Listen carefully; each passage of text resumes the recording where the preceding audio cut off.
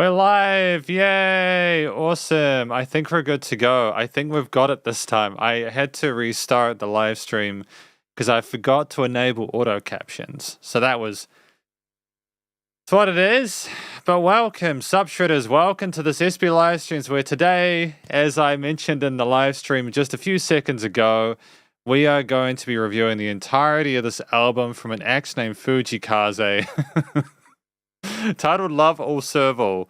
And if we switch over to here, I'm just gonna go onto YouTube and find out where I'm gonna find that old live stream so that people like they know not to go to it. So we'll get rid of that one that we had before, delete forever. I'm deleting the old one, not this current one that we've got going at the moment. I'm hoping that's fine. Yeah. We'll see how things go, but at least hopefully people will understand what's going on. But yeah, we're going to be reviewing each of these 11 tracks today, starting with Karari, going with Tabiji. I should note before we continue, I've been thinking about stuff recently, and I think that it's really pertinent for me to ensure that I'm just completely open and honest about how I feel about this music. I'm not going to pretend that that Fujikaze is my favorite musician. It's just simply because I've heard so many incredible musicians, but I do have an appreciation for what Fujikaze does. I think that's the most important thing. So I'm going to go, hang on. There we go. Just so people understand it, that I do appreciate what he's able to accomplish with his music, even if it's not my favorite stuff. We've got, make it big. There we go.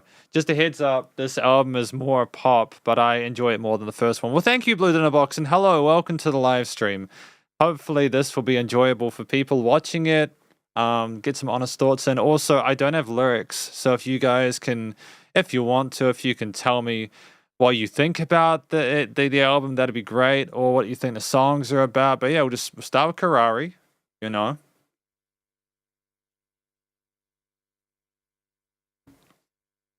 I am wondering when he'll release his next album, because I think he released his. If we quickly go to his Spotify, he released his previous album, Help Ever Hurt Never, in 2020, and then he released Love All Serve All in 2022. So I assume that he's probably due for a release at some point soon, a new release. But let's get into it. Let's get started. Don't think there's anything else to talk about before we go into it. Let's just get going. Karari.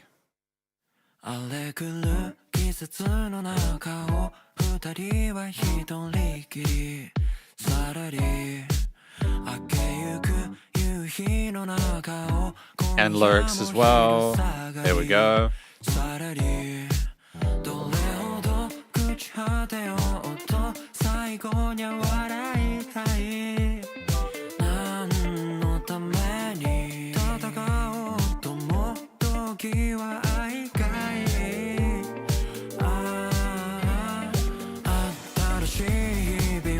And just I love how the music pulsates and gets a bit more intense at that point there, just for a bit of extra oomph.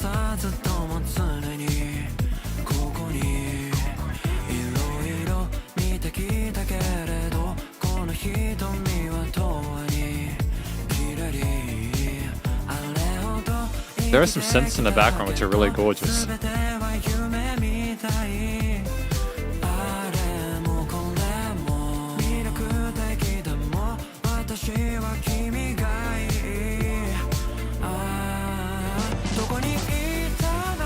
And it just bounces, man.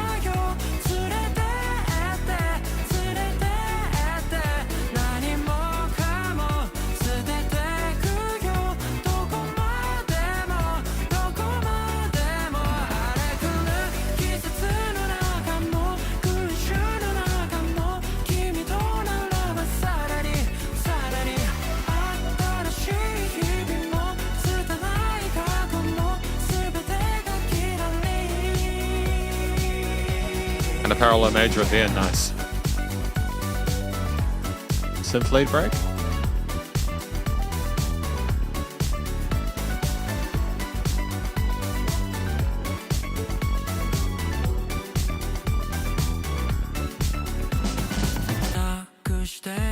And see that when you have things just kind of cut out, It's just a fantastic stop there. It's just a fantastic way of adjusting the flow of the previous track and adding variation within this new bit. あったものを振り返ってほろり時には途方に暮れてただ風に吹かれてゆらり行き先切ってきたの行き先は決めたの迷わずに行きたいけど保証はしないよ何か分かった今日で何も分かってなくてだけどそれが分かって本当によかった新しい日々は探さずとも常にここに常にここに愛の色見てきたけれどこの瞳は遠にきらり遠にきらり生きてきたけど全ては夢みたいあれもこれも魅力的でも私は君がいい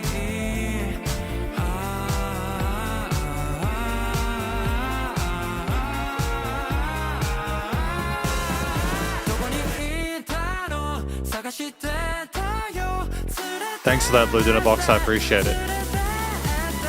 何もかも捨ててくよどこまでもどこまでも荒れ狂う季節の中も群衆の中も君とならばさらに新しい日々も拙い過去も全てがきらり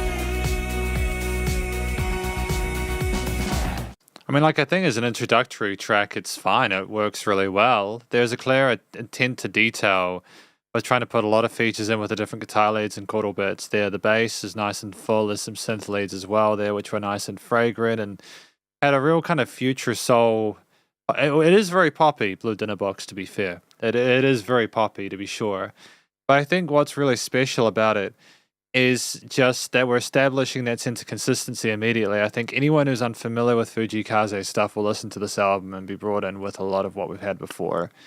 I think the parallel majors that we had in some of those lines, those parts where we go up like that, they were very pleasant. They weren't typical of the key signature that we're in, and they are they don't resolve really neatly, but they flow really nicely. It was also really cool to have some dedicated instrumental parts there where we allowed the synth, the kind of 16th note grooves to establish over the chord note parts on the bass drums and such. And I think ultimately the production's tight. Fujii Kaze can sing. I think that much is obvious at this point. And yeah, it's just a really good start to the box. I mean, I'll go check out the link in the Discord. Blue Dinner Box. I appreciate that. Can I just have it on this side though? Just because I feel like there's already enough stuff on the screen already. Just my personal reference there. Yeah, there we are.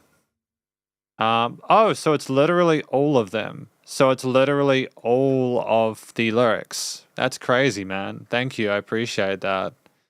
So what do we got? It's also worth noting that the way that this website works with like making it bigger or smaller is just absolute garbage. It's just terrible. I cannot fathom why Genius. I mean, look at this. What am I supposed to do with this? Am I supposed to make it full screen when I've already got stuff on the screen? This is not helpful. This is not helpful at all. I gotta make it small. If I actually hang on, how does that look for you guys? You guys can't see that; it's too small. But I can see it, and that's what matters. In the season of storms, two made it by one easily, and a dawning sunset at night in the early afternoon casually. Would love to. What does Karari mean? What does Karari mean, guys? I'm curious about what Karari means. Where have you been? I'm looking for you. Take me there, giving up everything and going with you to anywhere. Looking back what I had to lose. Let's just see. It's hard to take lyrics like this in like quickly. I think you really need time to process these.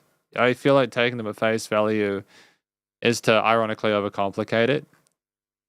Because I want to say, would love to laugh at the end of that time, no matter what you're fighting for. I want you to be motivated by love.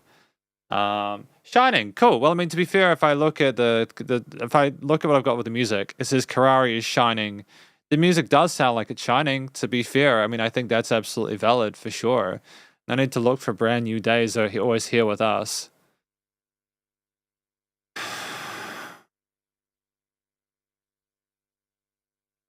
Extreme weather and a crazy crowd with you. I can go slowly, smoothly.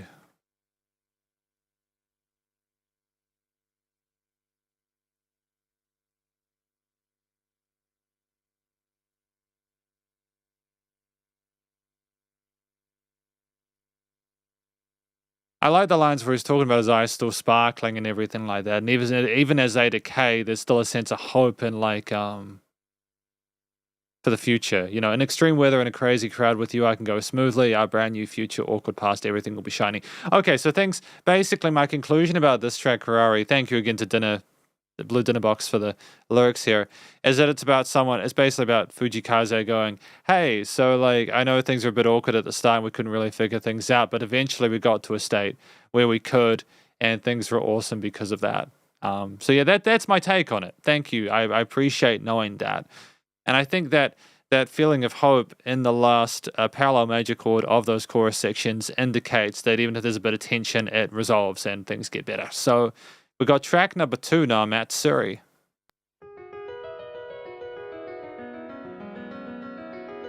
Yeah. And woodwinds as well, nice.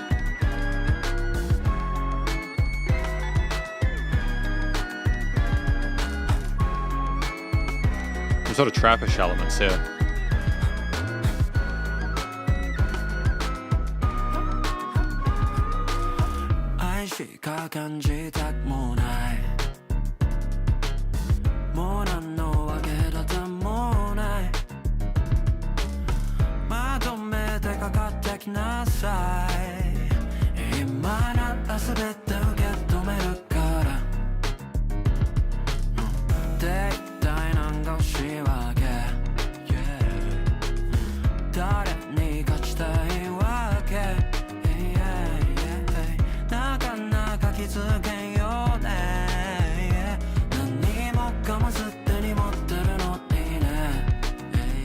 Why does he use the English? Is it simply because he feels that, like, phonetically it's a nice sound? Is it the sound of the words? Is it an attempt to kind of open things up a little bit? I'm not sure.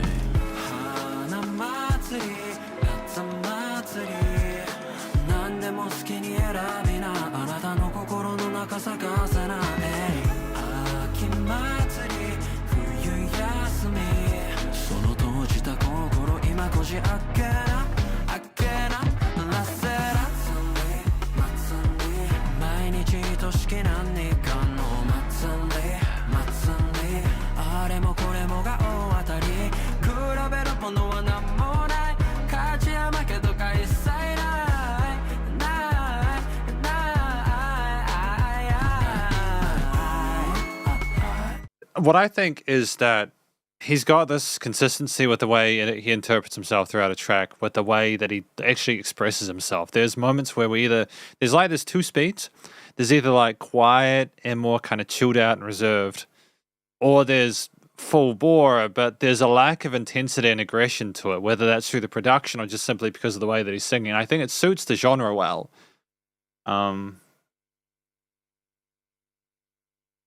I think typically I'd have an issue with it because I just don't know if it'll be exciting. Like he's clearly a fantastic singer. I'd want to see more range there, a little bit more. So using a bit of vocal fry and stuff like that. But I think it's just meant to be so laid back and so kind of suave with the use of these extensions and the chord progressions and stuff like that. With the use of the staccato keys, they're adding a bit of plink plonky kind of like groove to it. With the drums and the legato wood ones on top. I mean, I suppose it is also kind of R&B, isn't it?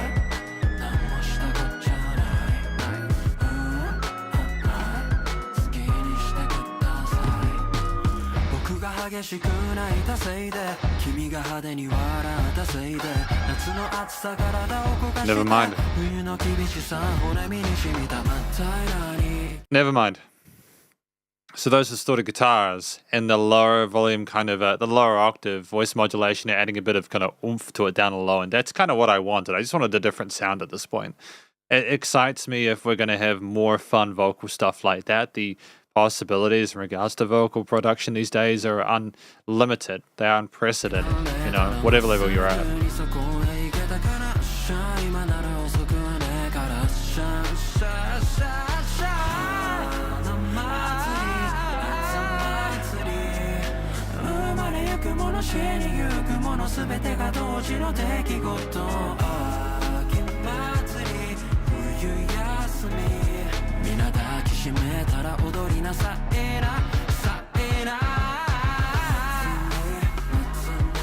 毎日としき何かの祭りあれもこれもがありがたし苦しむことは何もない肩を落とすことは一切ない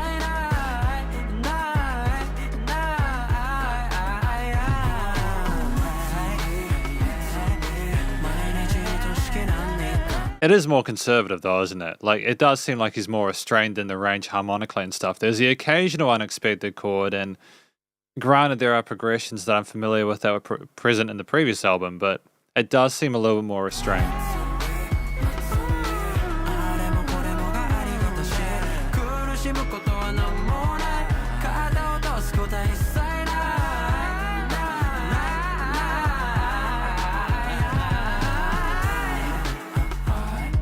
何もしたこっちゃない好きにしてください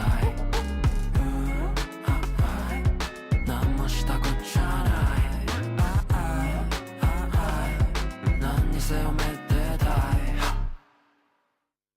Okay, so I'm just gonna have a quick look through the lyrics. I will comment on that. Blue Dinnerbox says, feels like chat's very quiet today. I think part of it was that last week I'm booking tickets to go to Japan. I haven't spoken about it, and I probably won't talk about it outside of this live stream because I don't really like talking about going on trips, and I'm not going to give dates or anything like that. I'm severely introverted. I don't really like talking about going overseas and stuff like that. So I'm quite private with that kind of stuff. But I wanted to go to Japan, but last weekend we were planning it out, and things got really intense, and we just couldn't figure out a few things. And so I needed to take last week to really sort of fix some shit. It was really important for me to do so. So I couldn't have done the live stream last week. I think that might be part of it, is that people were expecting there to be a live stream last week, and then shit went down, and so I had to cancel it and move it to this weekend. So I think the thing with Fujikaze is when I've done reviews of his work, usually people find the videos afterwards. I don't have a massive amount of pull with live streams. I think and that's fine. I've come to terms with that. But I just appreciate people like yourself being there, Blue Dinnerbox, and that's what matters.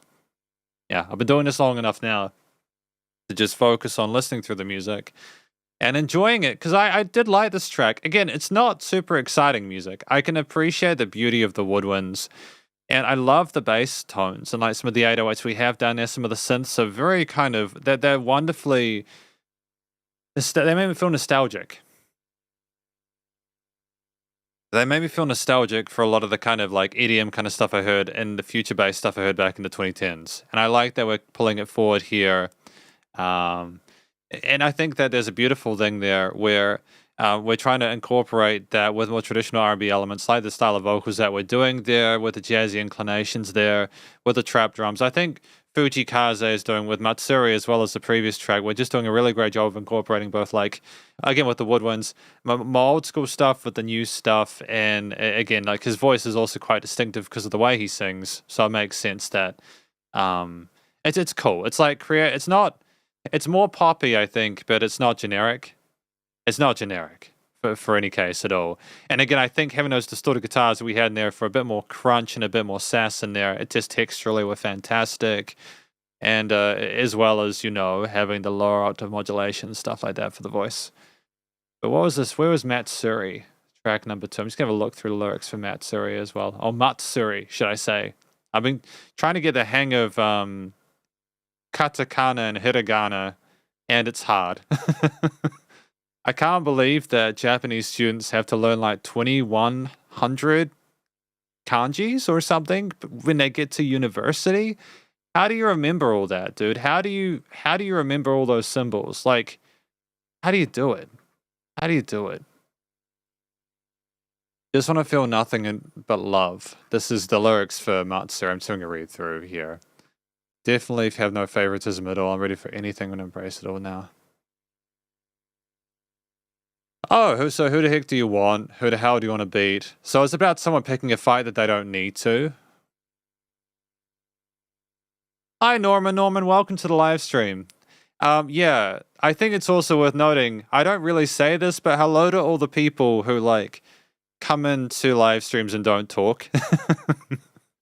I want you guys to understand that I'm not saying this because I feel like I have to. I've been thinking about live streams recently. I just want to try and, like, turn my filter off and just be kind of more me, I suppose. Because when you do live streams, you kind of worry about how you're going to be perceived and stuff like that. But I think that's part of what kills it, you know, is that you're not really yourself. You're putting a wall between yourself and the people watching to an extent, you know.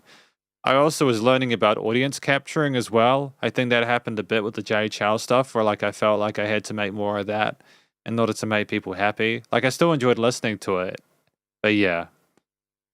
As a Chinese, I need to remember all the stuff in kanji too.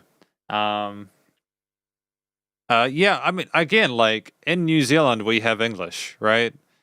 And I understand that English sucks. You have words like heard, where you heard something, like hearing, and then herd, like a herd of cows. There are words that sound the same but mean completely different things. And I understand, like, in some languages, there's the same word that's said slightly differently, which means something completely different, but they've got the same letters and stuff. But I look at it as someone who's got English kind of sorted at this point, and I'm trying to learn Japanese, and I'm looking at all these symbols you guys know. It's just holy crap. I don't know how you guys do it. It's wild.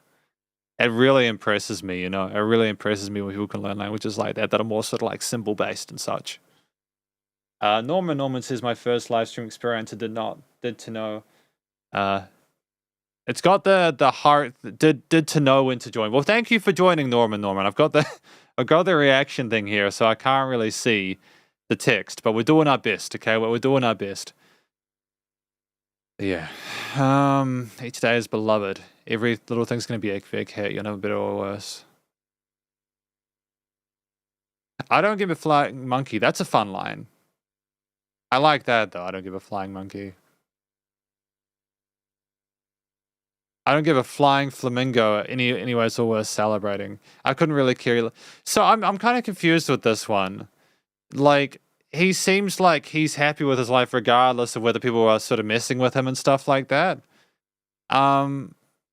Is it basically that he's just so exasperated with the turmoil and drama and the relationship that I had that he's just like happy to be here and he's not letting that person get him down? Is that it? Maybe it is. Let me know if I'm close, please. Matsuri meanings festival. Thank you. Thank you. They're talking about a flower festival and a summer festival here. People being born and people dying. Oh, so it's almost kind of nihilistic and everything like that in a sense, eh? I hesitate to say melancholic.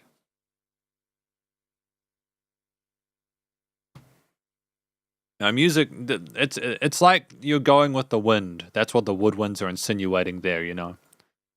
But anyways, got track number 3. Hopefully, you guys can hear it clearly, and hopefully my voice is clear in the mix, and hopefully the music's the right volume too. I remember when it was like way too quiet. Edemo Neo, Lhasa Edit, track number 3.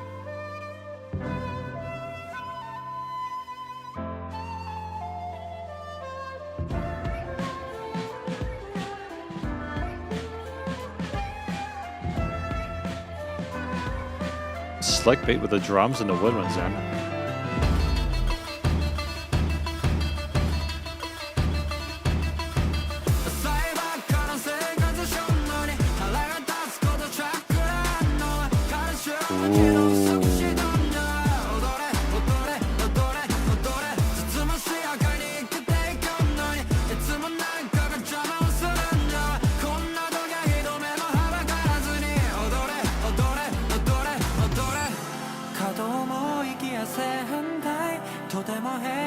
신세계 내가 우와 고고에ずっといたいもう限界神様力をちょうだいあんたがいればもう問題変わらぬものにしがみついてた What I will say is that we have had a hell of a lot of range within this, haven't we? We've had a lot of range. Have we had the EDM stuff this dominant yet? Because I adore it, man. I adore it. I like the mixture of different styles and vibes within it, man.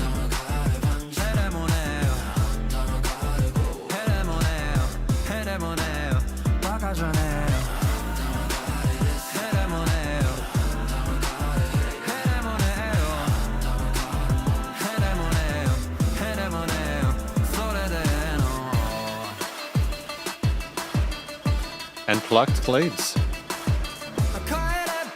See that little bit of interpretation, like we had like the pan flute or something, or like some kind of flute at the start, and then the dun dun dun dun dun dun dun, introducing a new element or a new instrument at this late in the piece there at the halfway point.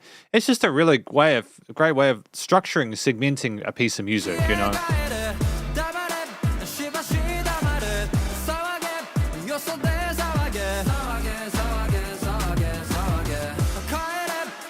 Me too, Norman. Me too.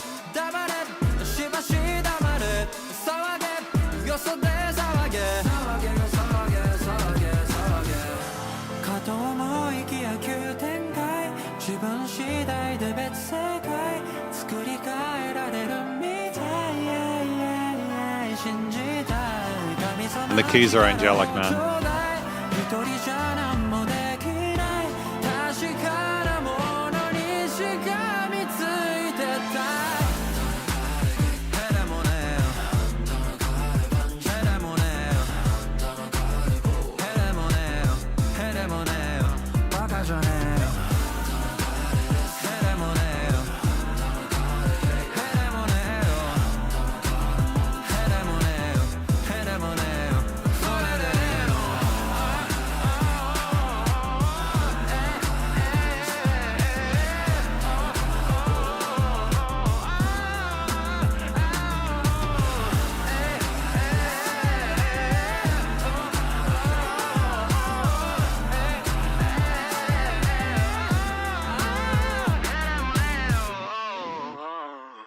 Great, we had the distortion with the vocals come back, kind of like what we had with the previous track before. That's neat, man.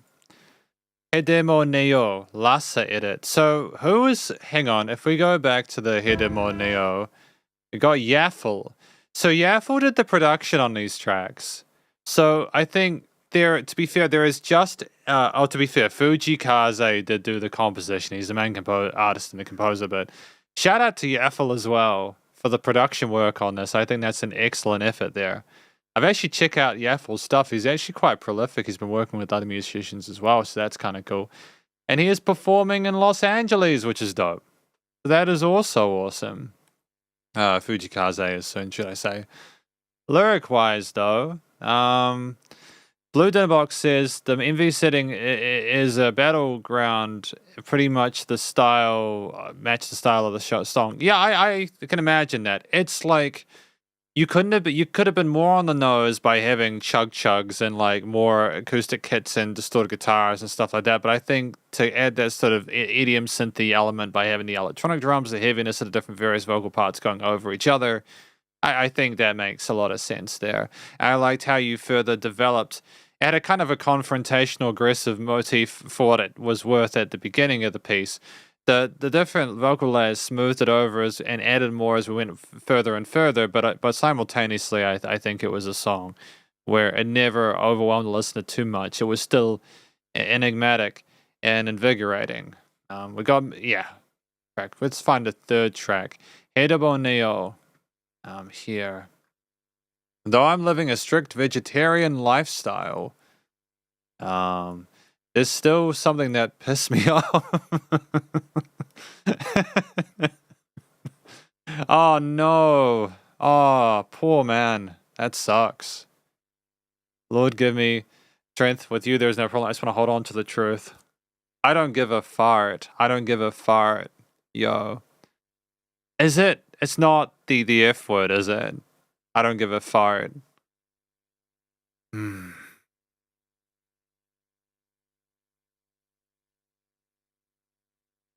Your weak ass kick, your weak ass punch, your weak ass blow, your weak ass diss, your weak ass hate, your cheap ass pride.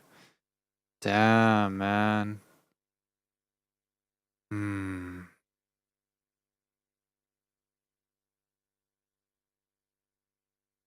Yeah, I think that I think people need to also give Yaffle a lot of credit.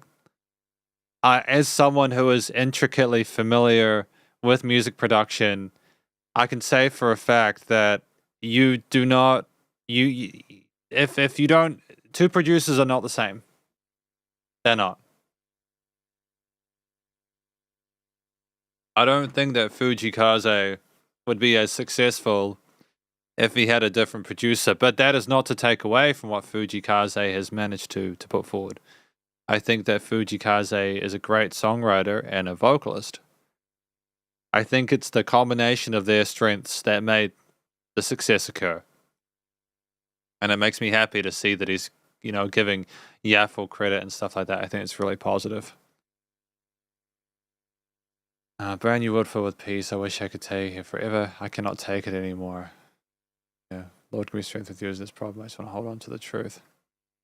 So, is this about someone just trying to be trying to be vegetarian and just living a cheap life, leading a chill life, but then still having to deal with confrontation and struggles and stuff like that?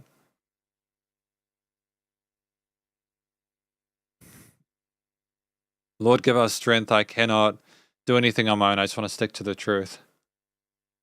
Yeah, I think that's a good point, Norman. I think that's a good point.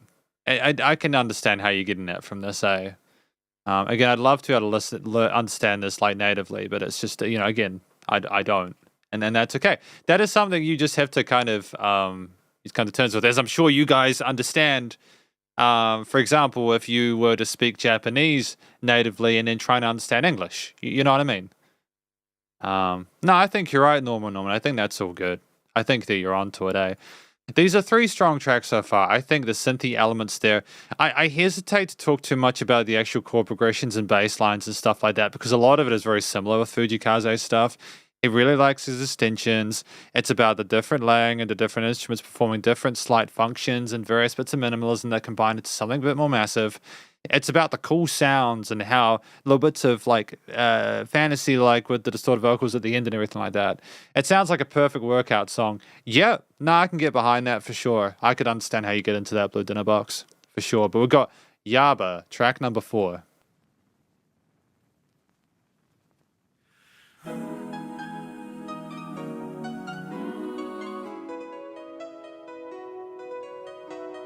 Sounds like a ballad now from the 80s.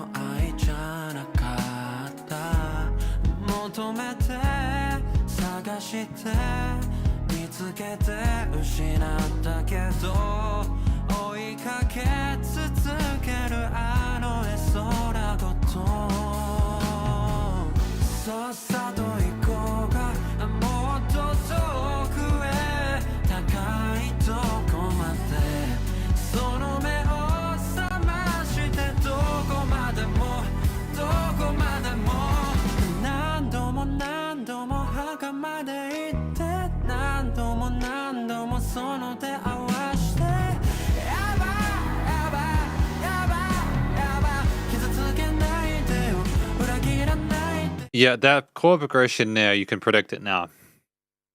What I will say, just being fully transparent, is that I'm starting to kind of be able to figure out where we're going with these patterns. He really has centralized on these. I'm going to figure it out. Like, I'm literally going to like get on my keyboard after this and go figure out the exact progression he does at the end of these sections. And it's not just in Fujikaze's music. There's a lot of music from that part of the world where we do these specific patterns that kind of sound really classy and sophisticated, but there's enough of it that it becomes not less special, but more formulaic. And if it wasn't for the focus on adding different sounds per track and trying to make each track unique texturally, I think it would be just a little bit dire, which is why I appreciate again that Fujikaze is working with other people like Yaffle to kind of make it really, really cool.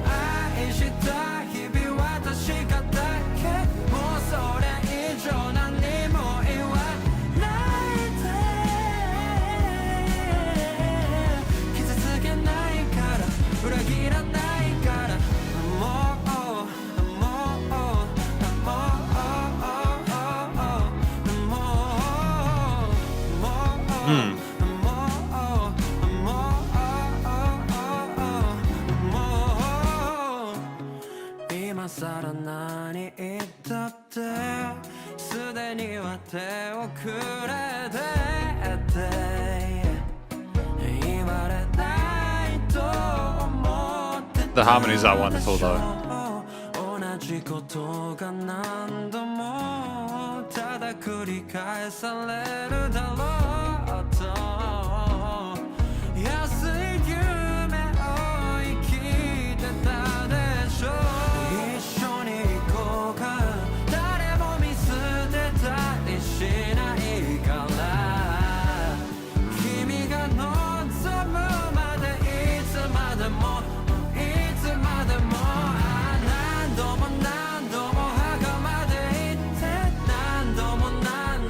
Modulation of that vocal line there.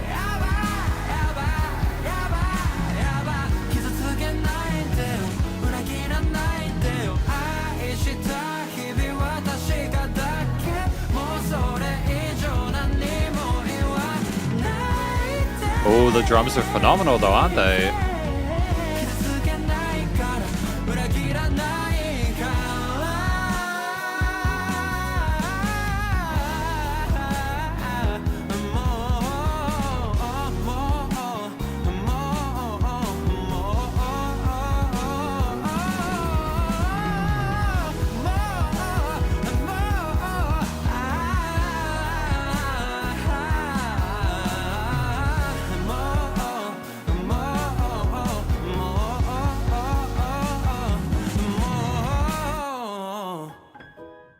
Woo! Holy shit, that was amazing.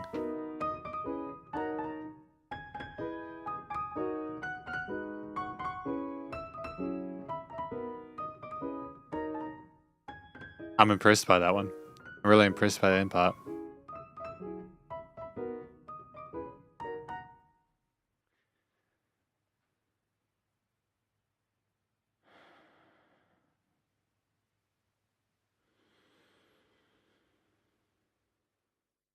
Okay, so let's talk about that previous track real quick. I'll find the lyrics in a moment.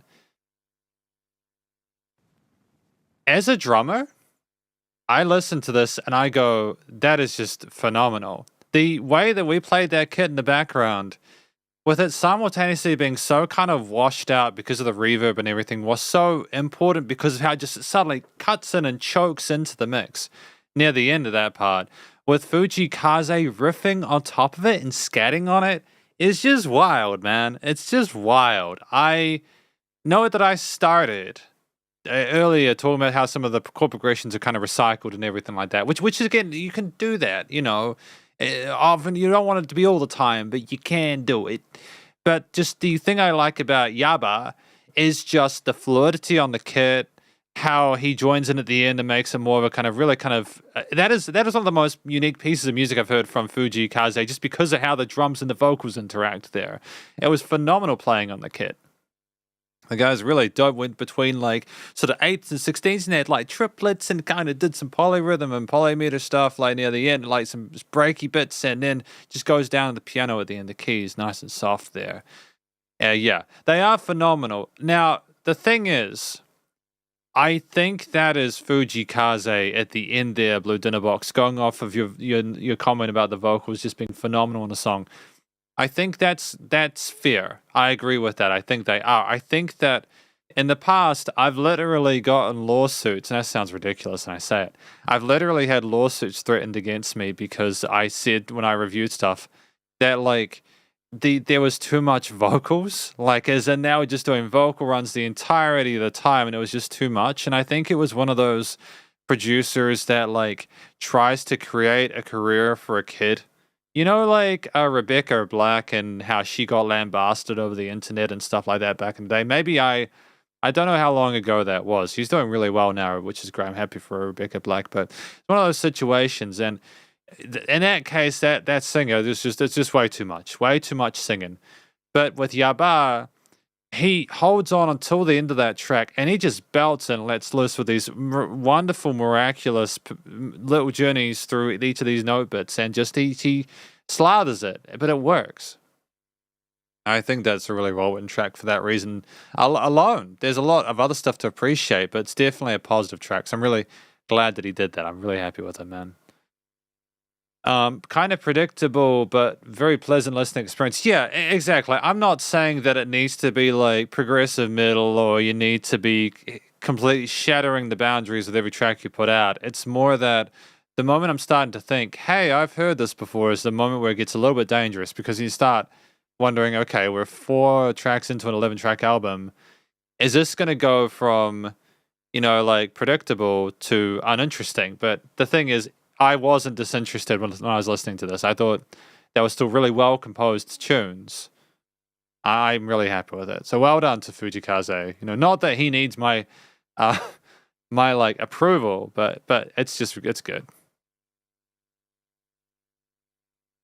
So I think that this one was about, want to get noticed, want to get approved. These were only intentions, want to be awarded, want to be loved. That wasn't love at all.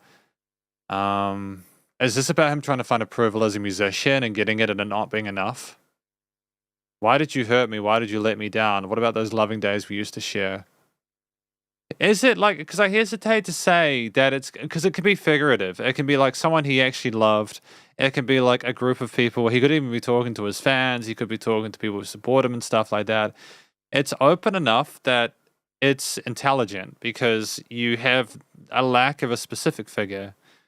And that can be good when there's a lot of people involved, and when the music is good regardless.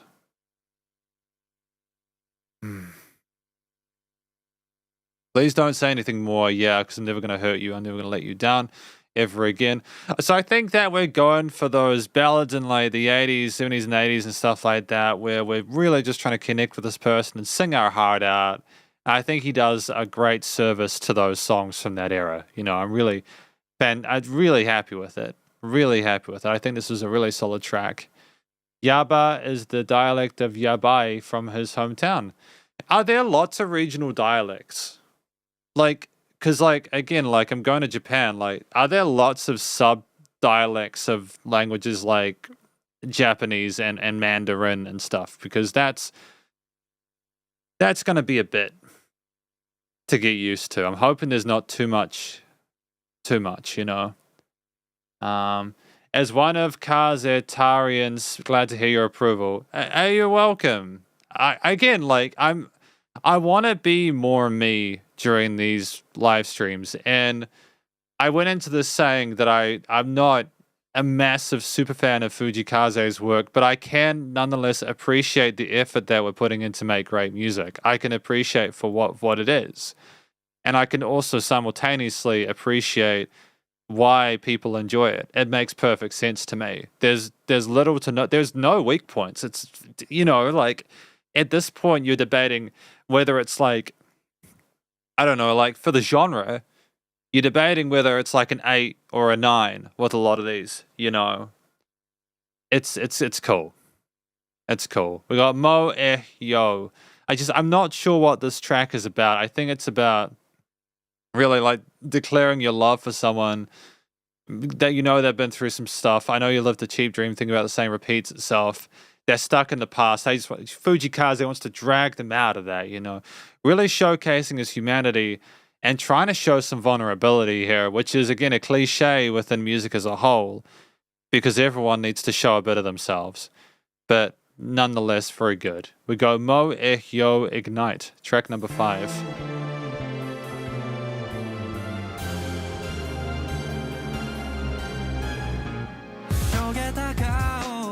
All fantastic transitions there. 石ころを蹴っ飛ばして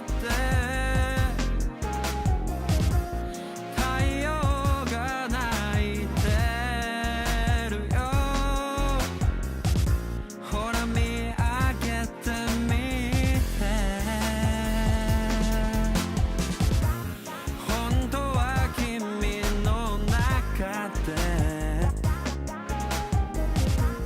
くすぶる熱い光太陽に叫ぼうよほら見上げてみて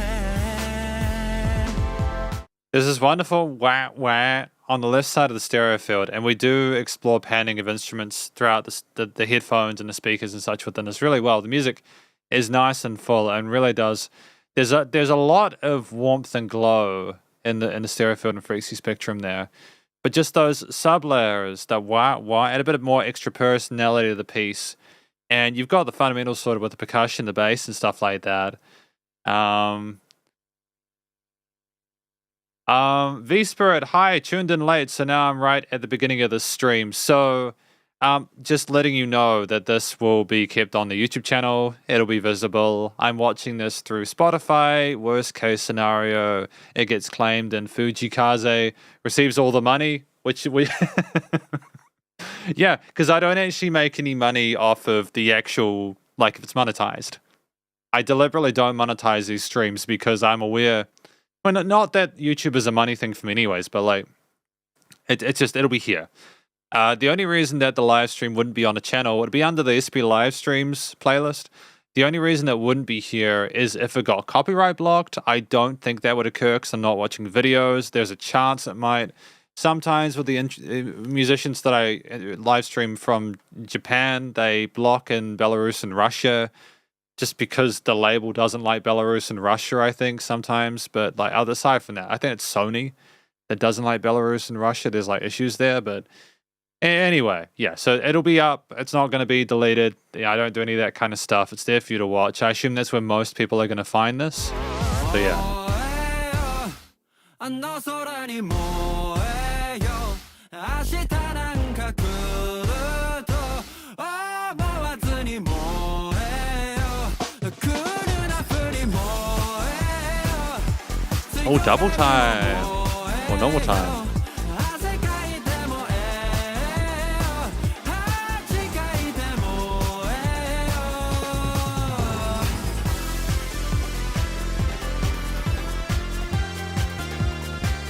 Good luck with work, by the way, V Spirit. Hopefully it goes well. 簡単じゃないかもねでも難しくはない迷いながら探すのそれはみんな同じ Dude, the groove of the drums, the pace of it is just so lovely. I think what I've been missing is that there's a lot of halftime stuff in Fujikaze's music. This is more energetic and bombastic. Dump, dump, dump, dump. And it's not even hard, but it just gets you going, man. You could imagine people actually dancing to this. Maybe it's just because I'm getting older, but I appreciate music you can dance to. You just want to like nod your head and your whole body pulsates with it, man. It's slick. And just the wow, and again, more fun textures like those synth wow sounds like with the organs and stuff like that. Lots of fushy bits as well. あの空に燃えよ明日なんか来ると思わずに燃えよクールなふり燃えよ強がりも燃えよ汗かいて燃えよ恥かいて燃えよ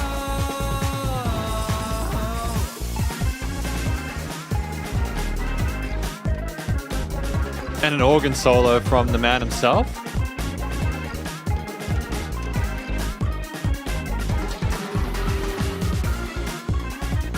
Was those Brazilian kettle drums? What?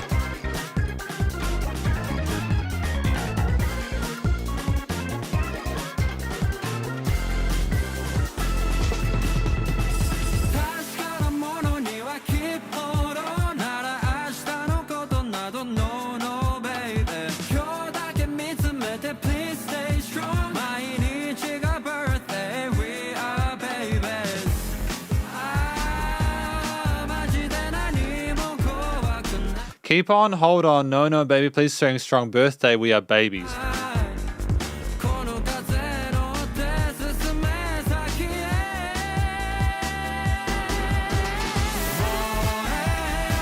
Oh, it just continues.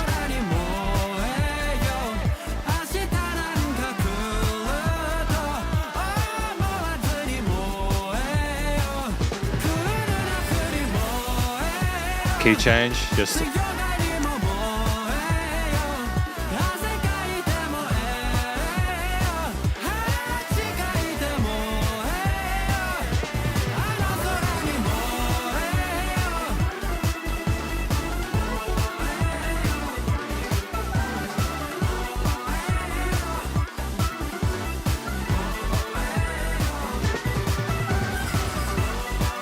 This is my favorite Fujikaze track, man.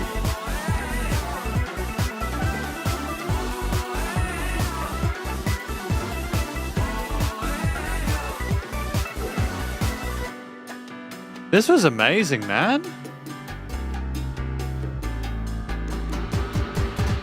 We just got like a samba beat or something like that in the background there. Some Latin flamenco percussive flair.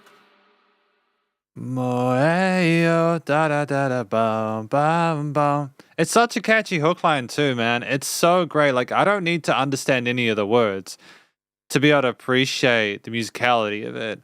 This was a fun time. I think this is the first track I've heard from Fujikaze in a while where I've been like, this is fun.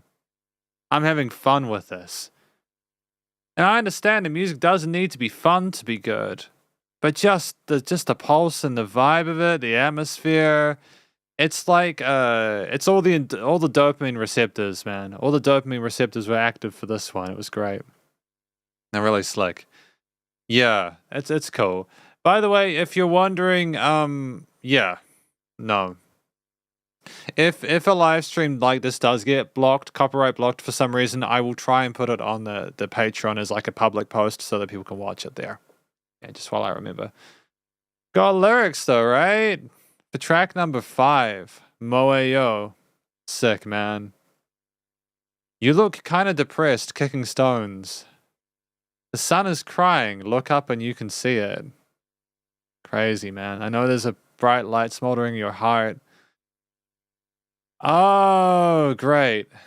Cool. So yeah, I definitely think it was like a sun dance or something like that. It was like a ritual. We're trying to sort of like pump ourselves up and put our vibe forward and try to get sort of interacting with the world as well.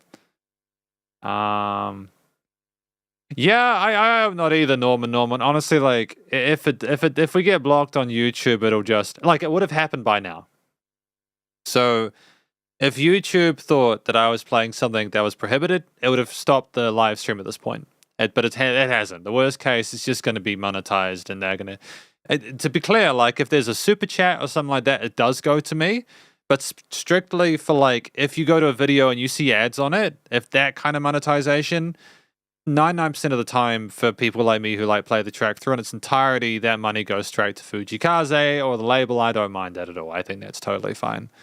You know, like I'm reviewing it, and it's chill, man. It's alright. Ignite yourself to that sky. Ignite yourself as if there's no tomorrow. Enough of acting cool. Enough of acting strong. It's okay to be passionate. It's alright to be embarrassed. So there was like a lot of energy and vigor within the percussion, within the pads and the vocal performances and stuff like that. I like the message that the song is trying to put forward, where it's okay to be vulnerable and sensitive and passionate and stuff like that. I think that's a joyous thing, really, if I'm honest. You will probably feel next song underwhelming, but it's my favorite song to listen to during work time.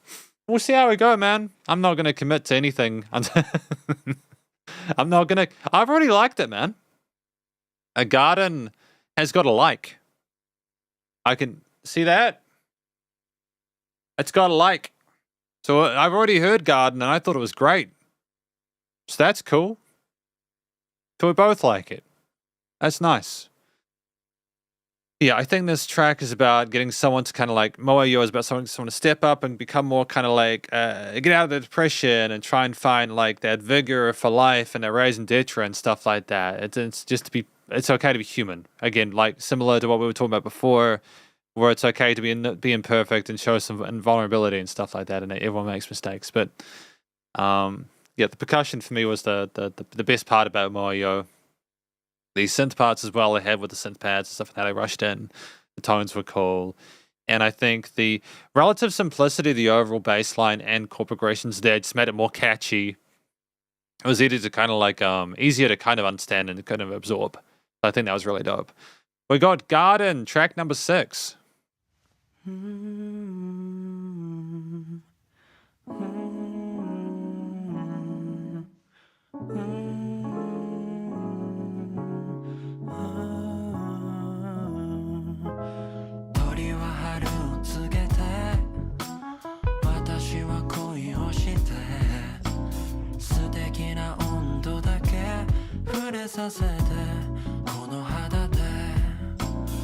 If you want to enhance a vocal melody, add some keys behind it in the same pitch and rhythm, and it just makes it seem a bit more special.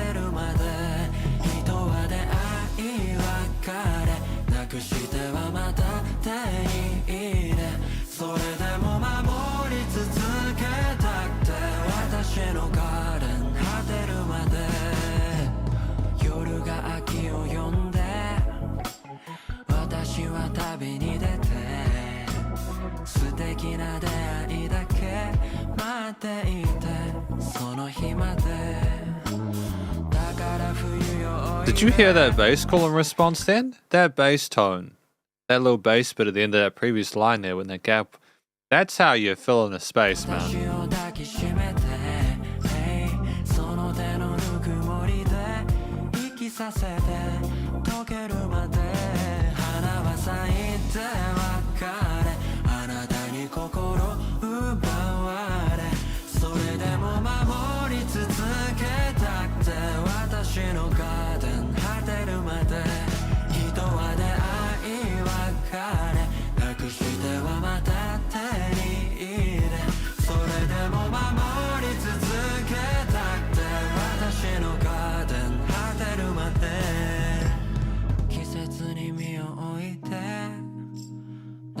Great job coming down.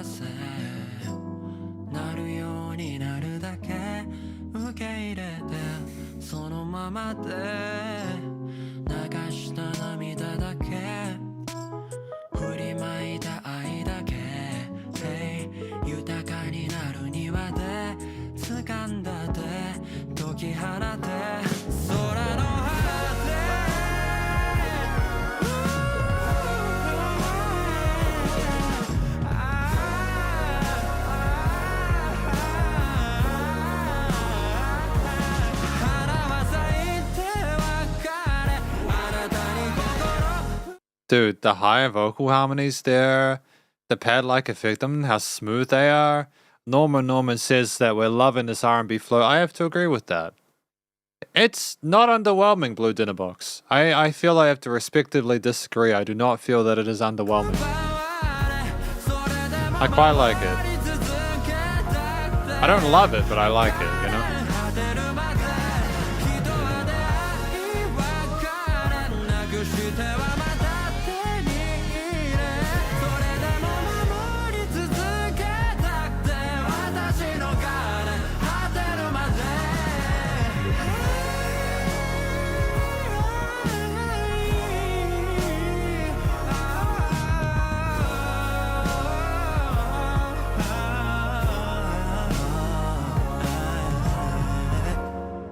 I think the strength of this track's duality between the quiet piano and organ bits and the bigger choruses.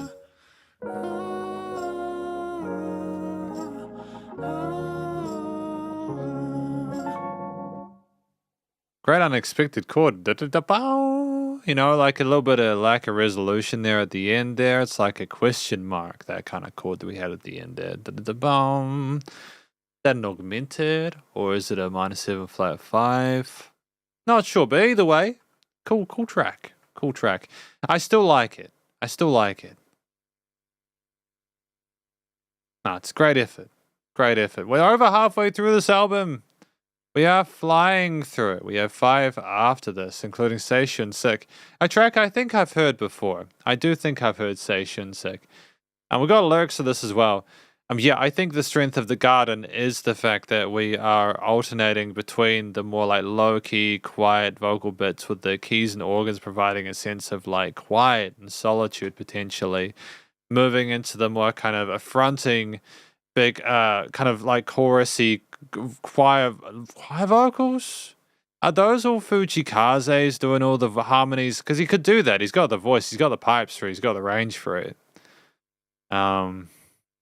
It's interesting that our falsetto is that rare, but I think at the same time it's a cool decision to make. He's really growing up as well. Like his appearance has changed since he started out. You know, even in the last 2 years, he's looking like he got those cheekbones and stuff like that. Now, you know, it's cool. It's cool, man. We got the lyrics here though. Where are they? A garden. I think it is all Kaze. Thank you, Norman. I appreciate that. It wouldn't surprise me if it was all Kaze. The guy, I know singers, like I've recorded singers who have done all their vocal parts, and it would not surprise me that he could do that. Like if he's got a couple of octaves under his belt, it's cool. His low is kind of low. It's not that low. So he's probably got like a mid and then like a falsetto high there that can go up that bit. So it's cool. I'm wondering with this album whether they naturally like, if it's like a progression that you're going throughout the piece, or if it's like bits and pieces. Are these individual concepts, or are they part of a greater picture? What do you guys reckon? Because I don't know at this point. I think the overall, you know, I think we're trying to create spread positive, loving music, you know. It's something that makes a lot of sense to me. There's definitely a gap in the market, music that it kind of makes you feel better and kind of uplifts you in a way that isn't cheesy. Because, you know, it can be really difficult to have a sense of sincerity and authenticity to a piece when you're trying a bit too hard to be all kind of happy, joy, you know what I mean? But it's all good. Flowers bloom and perish, and you stole my heart away, still I'd love to keep my garden safe until it's gone away. People drift to meet and drift apart with love and lost and regained. I got a lyrics time thing, I can change it to that as well. My garden safe until it's gone away. Come to me, winter. Why don't you hold me with the warmth of your hand so that I can live? So this is just talking. I think it's literally talking about the seasons and time and how it affects people and such. You know, people meet and drift apart. We get lost and regain, but still, I'd love to keep my garden as safe until it's gone away. So the garden is taking care of ourselves.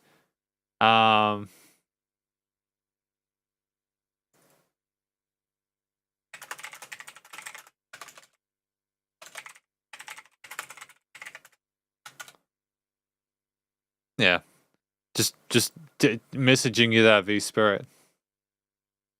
It'll be on the YouTube channel. Yeah, so this video will be on the YouTube channel later on. Yeah, going through this, whatever will be. Accept everything as it is. As many tears as you shed, as much love as you spread. Flowers that bloom and perish.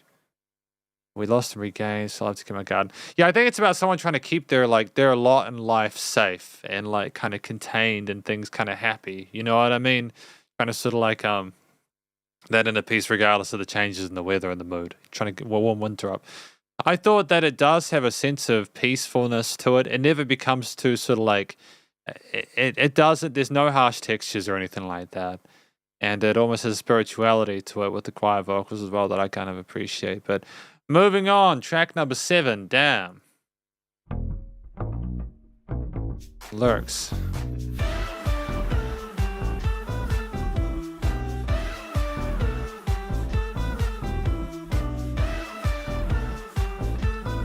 Listening time.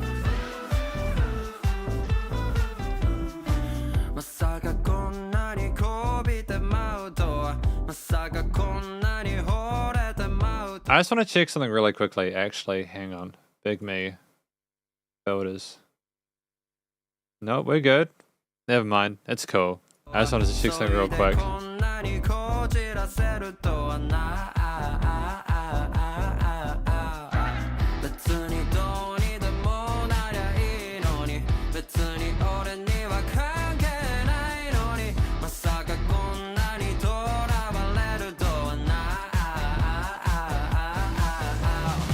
Have we had electric guitars that much recently? Like, I know we had a bit of it in track 2 or 3, but I like the grittiness of it. It's got a bit of sexiness to it, man. 遠くなったあなた全部俺のせいだんだん離れてったあなたせめて見ても仕方ねえだんだんバカになったこの俺どうすりゃいいどうすればいい幸せってどんなだったっけな覚えてないや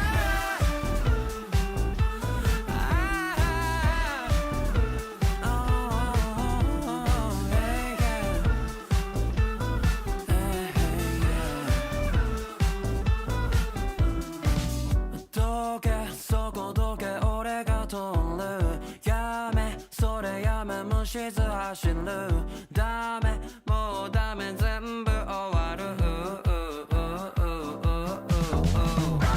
分かりきったことや今さら完璧とか無理や鼻から別に何も期待してないけどな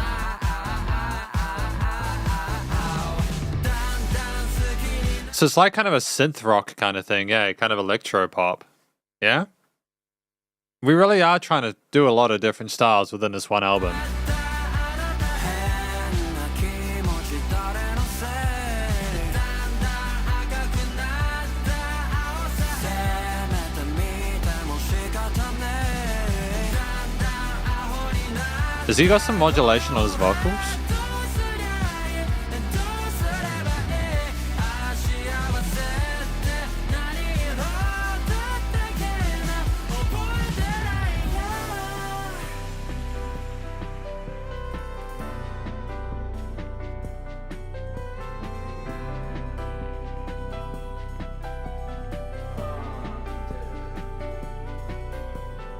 全て流すつもりだったのにどうした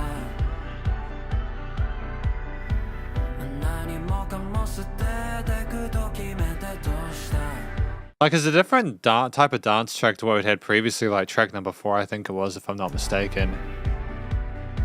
明日なんか来る A little more low-key, potentially? にどうした全部まだまだこれからだからいつかあんたにたどり着くから Just follow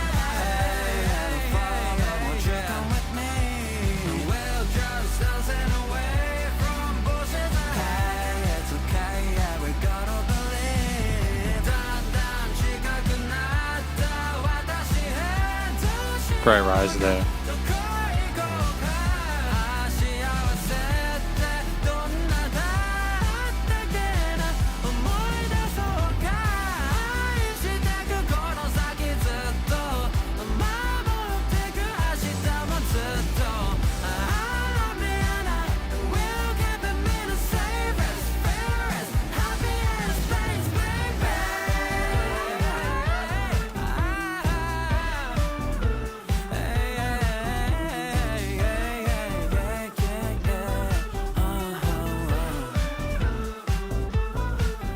Damn. It's really catchy. It's a really catchy track. It's anthemic with the guitars and the synths and the bass and the drums and the do do do do do do with the lead guitars and the bendy bits as well. Yeah. Ah, well done. Excellent effort. Here we go.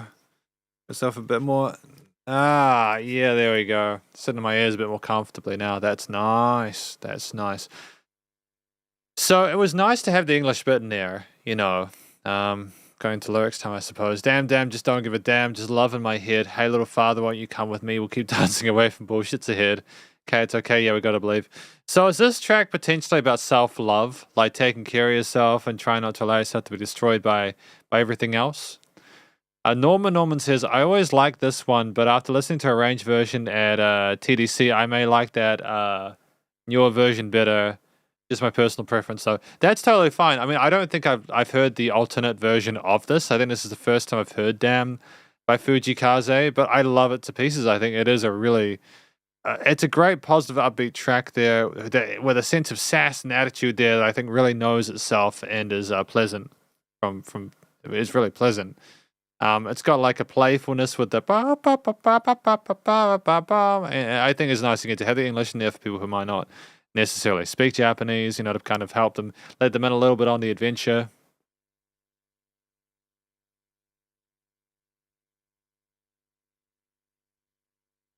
The song is like an upbeat movie ending song. Yeah, for sure. Absolutely, man. I completely am down with that. Completely down with that. I'm just gonna change the camera battery. Hang on, I'll be right back. Just gonna not delete myself. There we go. There we go. Come on, get out. Oh, we go.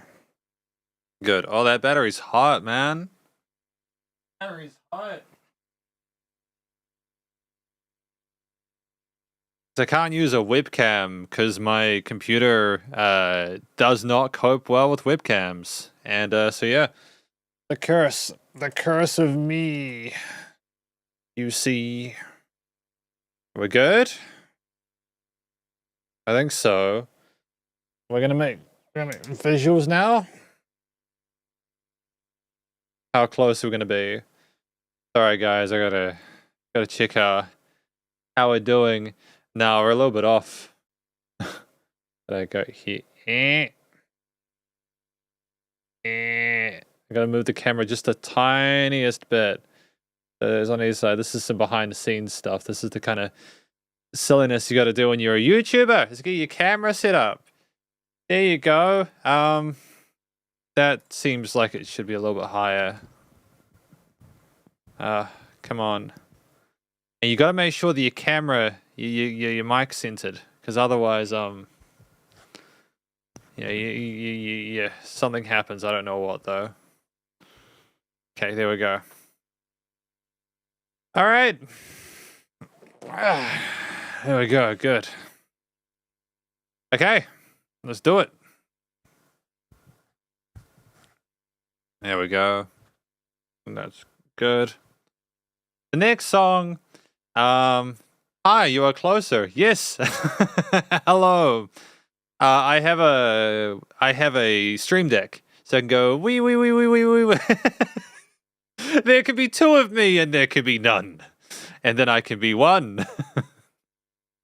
Yeah. Technology is amazing. It is amazing, eh? I don't know what I'd do without a stream cam. I legitimately cannot remember a time where I did not have a Stream Deck. It's just been so useful, dude. Such useful stuff. Would recommend if you get the chance. Just make sure to also find a webcam that can work. And let me know if you find one, because I can't find a webcam that works, and I've spent more than enough money on them. Near fun. The next song is my least favorite. Feels cheesy somehow to me. Well, let's listen through Lonely Rhapsody. Let us continue.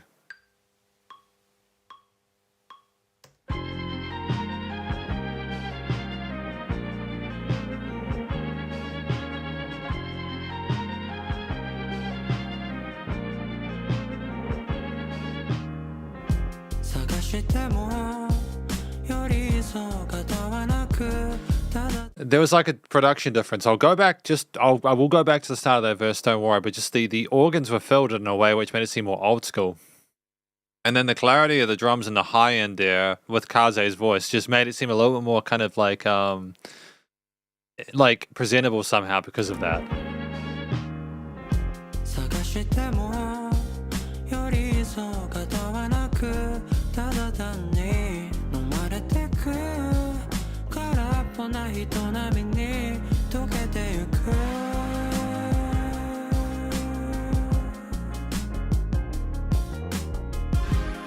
めてもみんな同じ顔私もそう入れ物がバーッと見違うだけ溶けてゆく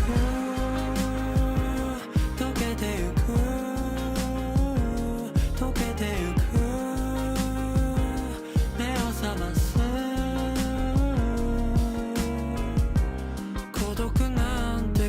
I think it's a vibe, man.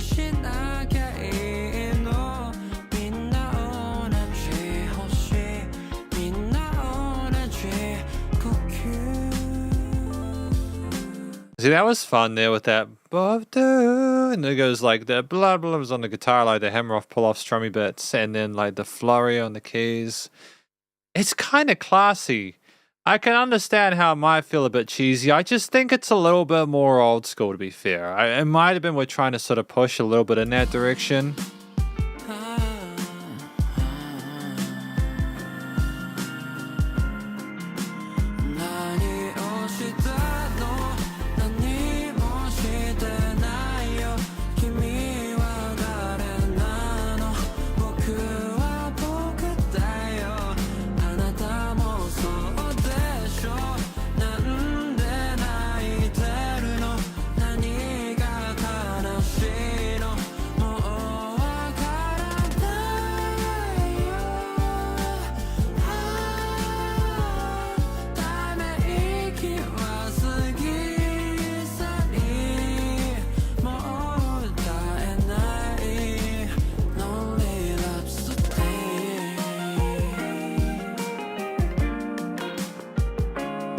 Great job bringing the guitarist in here, man.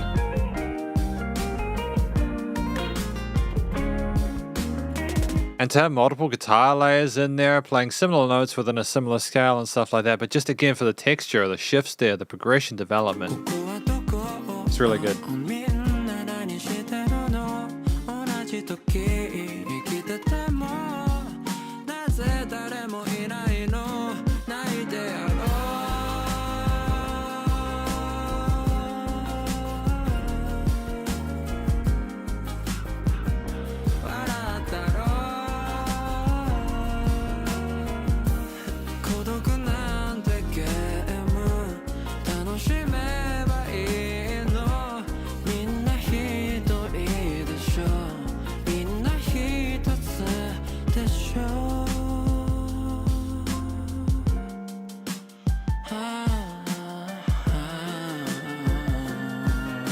Very sleepy sounding though, isn't it?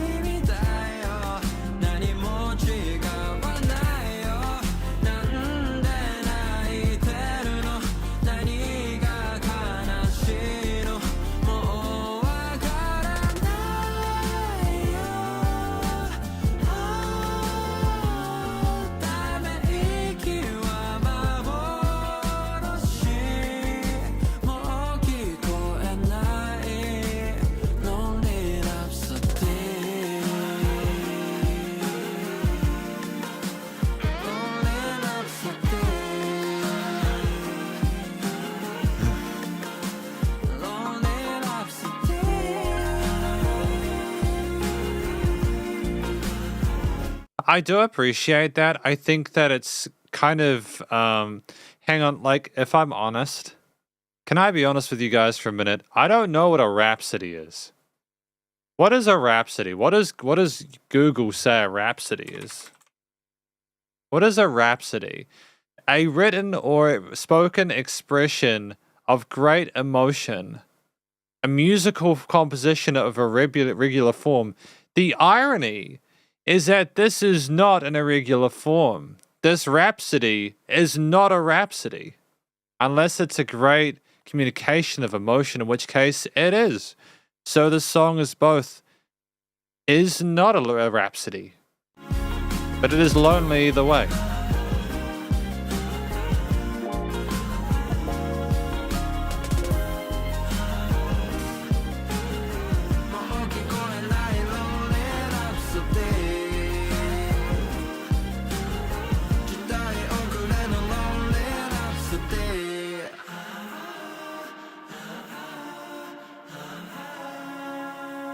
But he can really sing.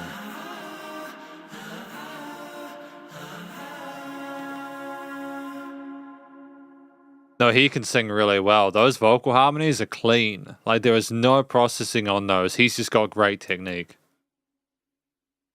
I gotta hand it to him. Again, like, being able to handle those just almost a cappella parts there are very difficult. You know, I've been learning more about vocal technique recently. There's it's very hard to be a great singer. But now he's nailing it, man. Lonely Rhapsody's slick. I do appreciate the low-key vibe of it, the atmosphere. Then I think the combination of different guitar parts with the bass and drums is great. The keys there, the organs, the somber nature of it, the occasional instrumental breaks there, as well as the commitment to the Lonely Rhapsody part there, really kind of iterating the hook line away, which gets it stuck in your core, which gets it stuck in your head. I'm glad you like it, Norman. Yeah. I think that while it's not my favorite track off the album, I still think Yaba, or is it Moa Yo? Moa Yo is my favorite off of the album. I like the character. There's no weak tracks on this. I should note, as far as I'm aware. I think that a lot of them have pros and cons, like just if nothing else personal, if that makes sense. But we're moving forward with the lyrics for this. Apparently, I dropped a frame at some point. I'm wondering if that frame dropped when I was going from like between cameras or something like that, and it had a bit of a tantrum or something like that. But either way, the Rhapsody. We got 3 tracks after this. That's kind of wild, eh? I searched everywhere, but there was no shoulder to lean on. I'm swallowed up by the crowd of empty people. Oh, okay.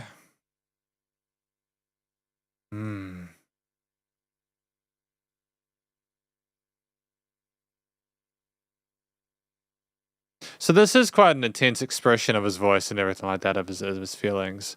To be fair, though, I feel like a lot of the pieces within this are borderlining rhapsodies, unless like this is especially emotive. Like there's a track called Bohemian Rhapsody by Queen. I think that's a rhapsody in both of the senses, which is fine. But then I'm not gonna be elitist about what a rhapsody means. It's just not the point of this live stream here. What did you do to me? I didn't do nothing. Who are you? I am you. There's no difference between me and you. Why are you crying? What are you sad about?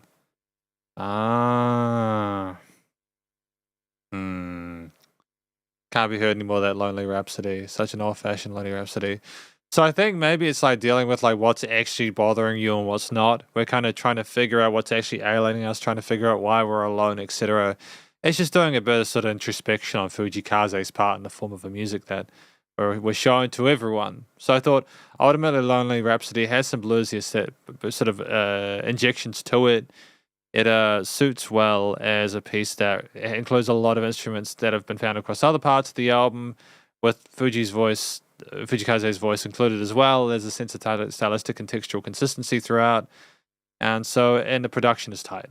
So I understand why it's here, but we've got Bye For Now, track number 9.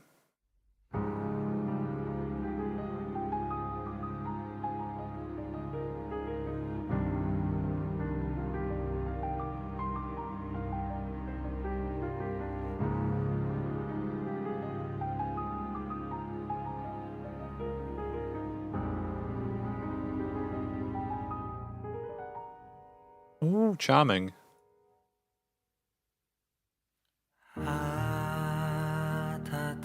かな日差しにひれ伏す時あなたは揺らめく私を導いた何もない荒野はこの私は有り余るほどの果実に口づけた Kind of reminds me of a Disney soundtrack a little bit with the strings, the softness of the voice at the beginning, the kind of cracks a little bit at the quietness of it.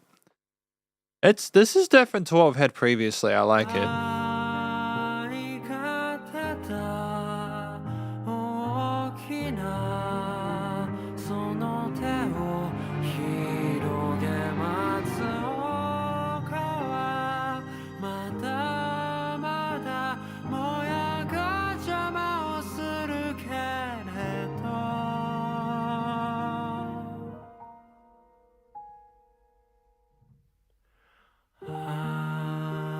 秋風が雪にかき消されてすさんだこの地にもうすぐ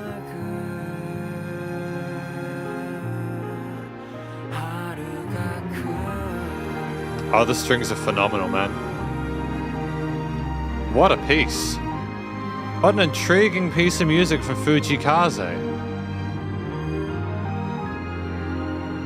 Has he done a full orchestral piece before?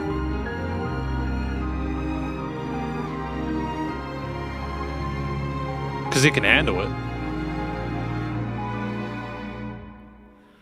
まっすぐな小道曲がりくねった坂道いつか行き着く場所はたった一つだけ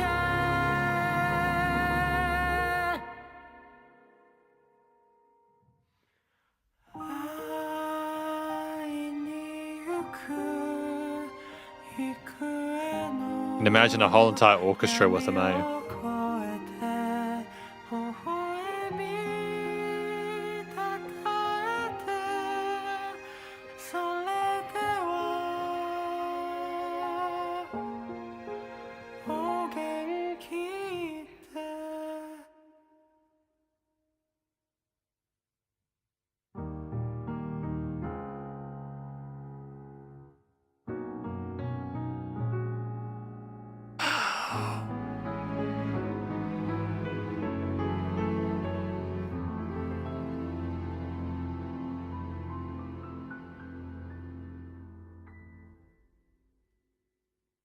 Phenomenal. I didn't expect this one coming. I really didn't expect this one to come. Like, I don't think I've heard Fuji Kaze with an entire orchestra. The strings were just tremendous. I heard cellos and violins and everything like that. It's just, yeah. No word to express, just need to listen silently. Yeah, I know. It probably annoys people that I pause, but it's just because it's my job. I need to point stuff out, man.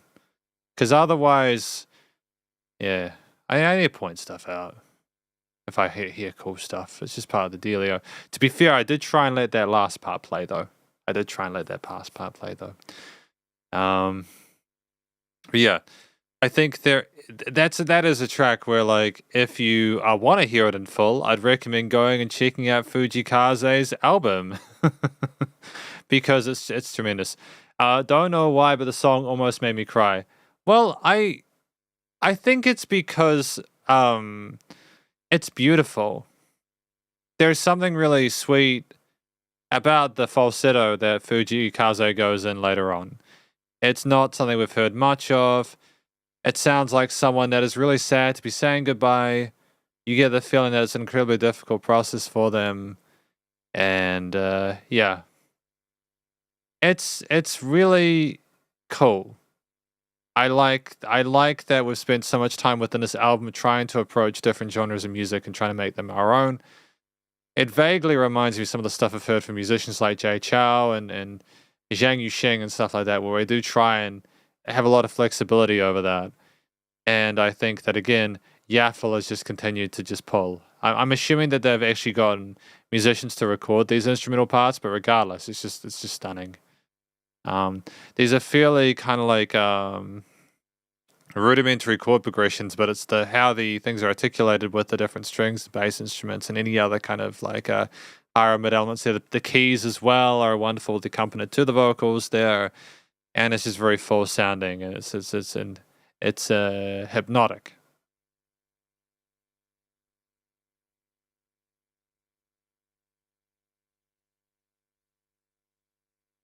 Got the lyrics here though. Just gonna give them a quick listen through, just so that I kind of understand what's going on.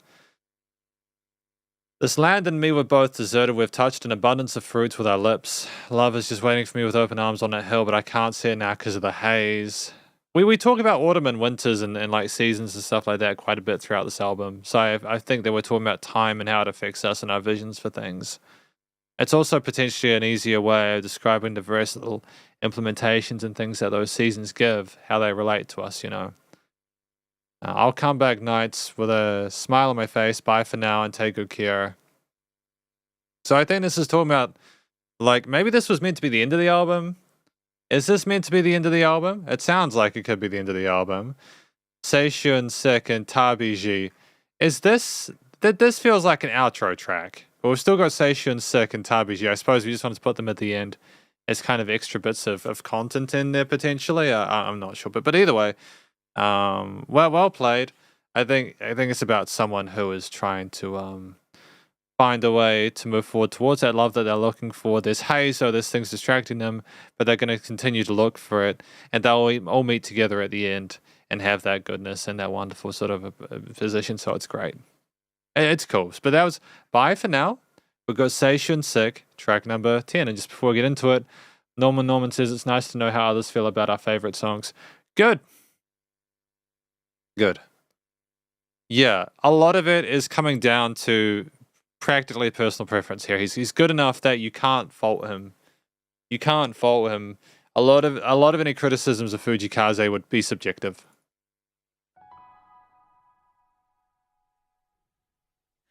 青春の病に侵され儚いものばかり求めていつの日か粉になって散るだけ青春はどどめ色青春にさよならを A little bit of vocal fry in that part there potentially.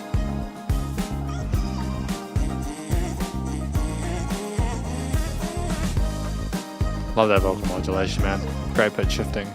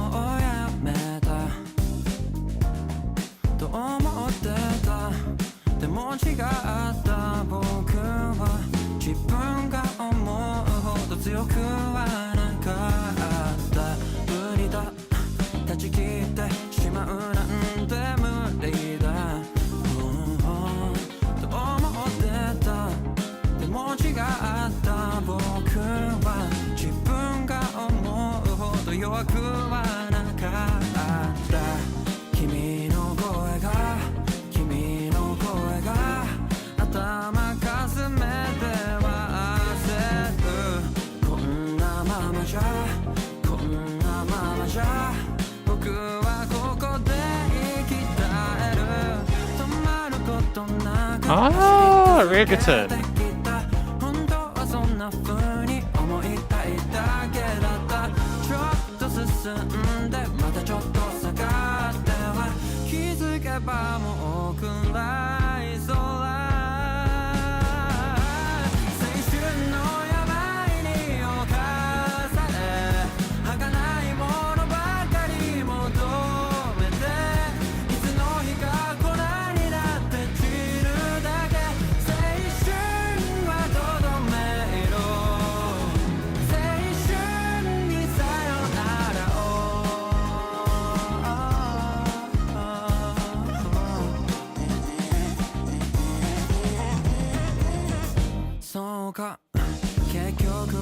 It's just such simple sort of seamless transitions between the various sections and the choruses and the verse and stuff like that. To be fair though, a lot of the stuff I'm saying is stuff you get to play for the rest of the tracks. Let's get to that point of the album.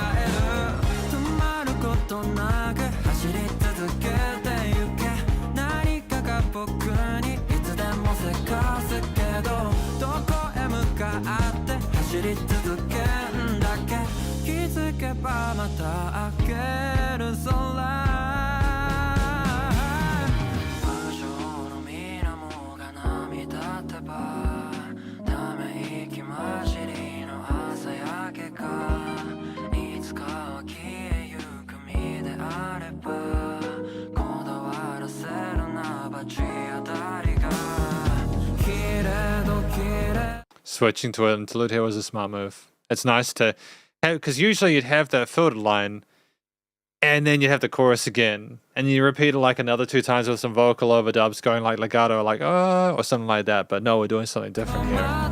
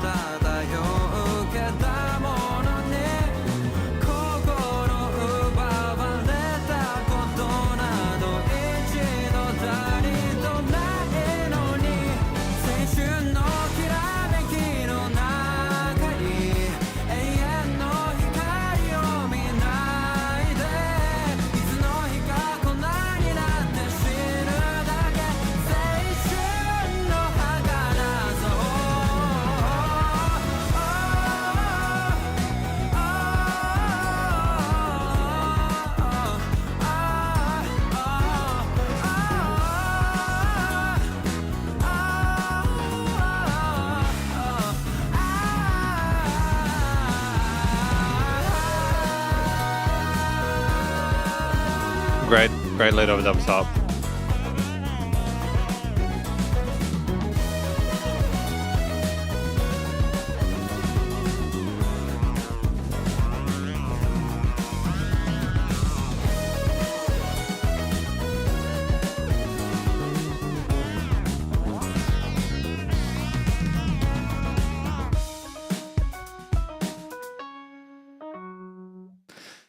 Yeah, so that one to me was a little more safe than a lot of the other compositions we've had throughout. Like, we really centralized on our main hook theme there. We were very comfortable, I think, with having that as like the main focal point.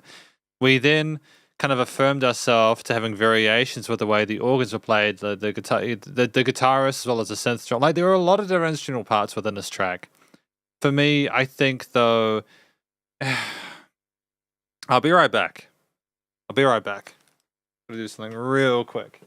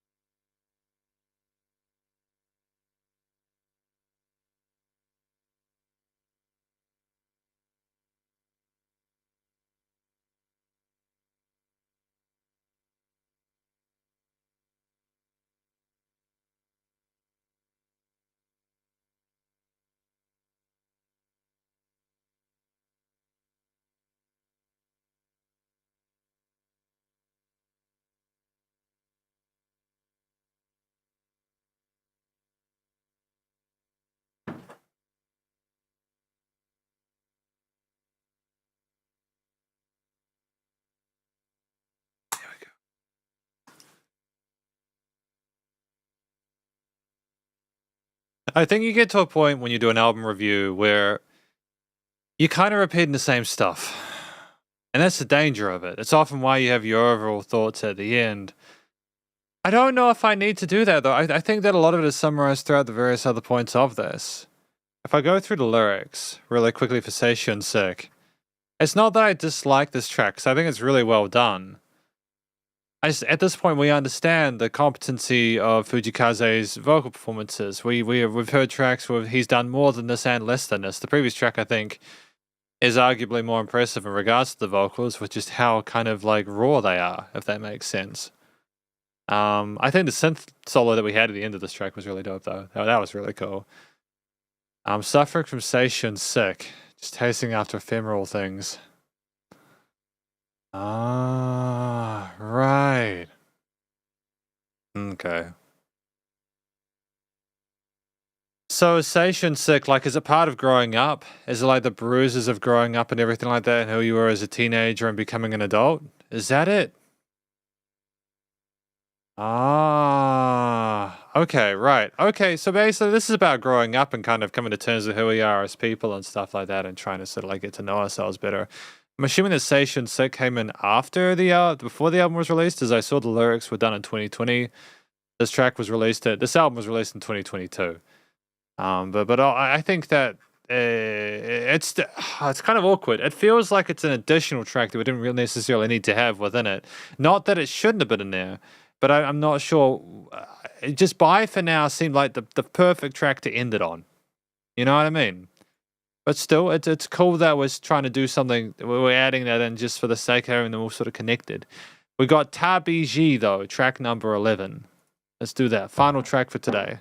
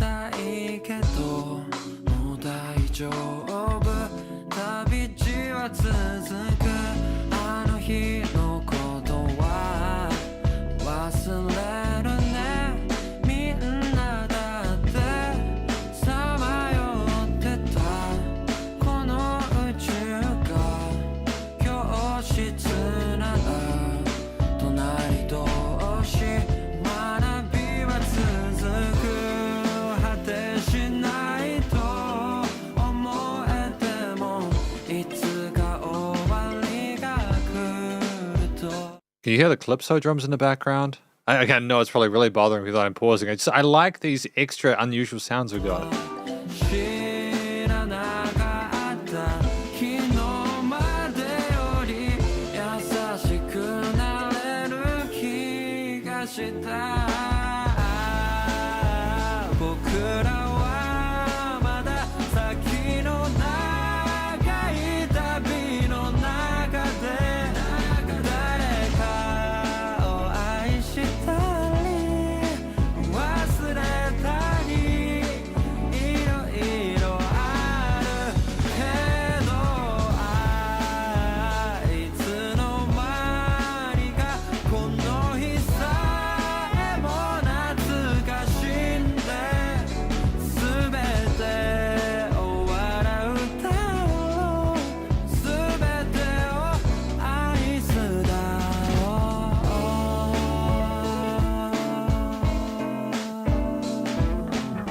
How do I say this? With Fujii Kaze, he's in a dangerous position, and this is going to sound like really pretentious. I'm gonna just because my headphones are hurting my ears. my glasses are cutting into this part of my ear, and it hurts. When I say that I think Fujii Kaze is in a dangerous position, what I mean is that the music at this point seems very mature. He simultaneously developed a really good sense of being able to write music. It's very weird talking without headphones. I don't like it. My voice sounds very strange. I'm going to put them back on.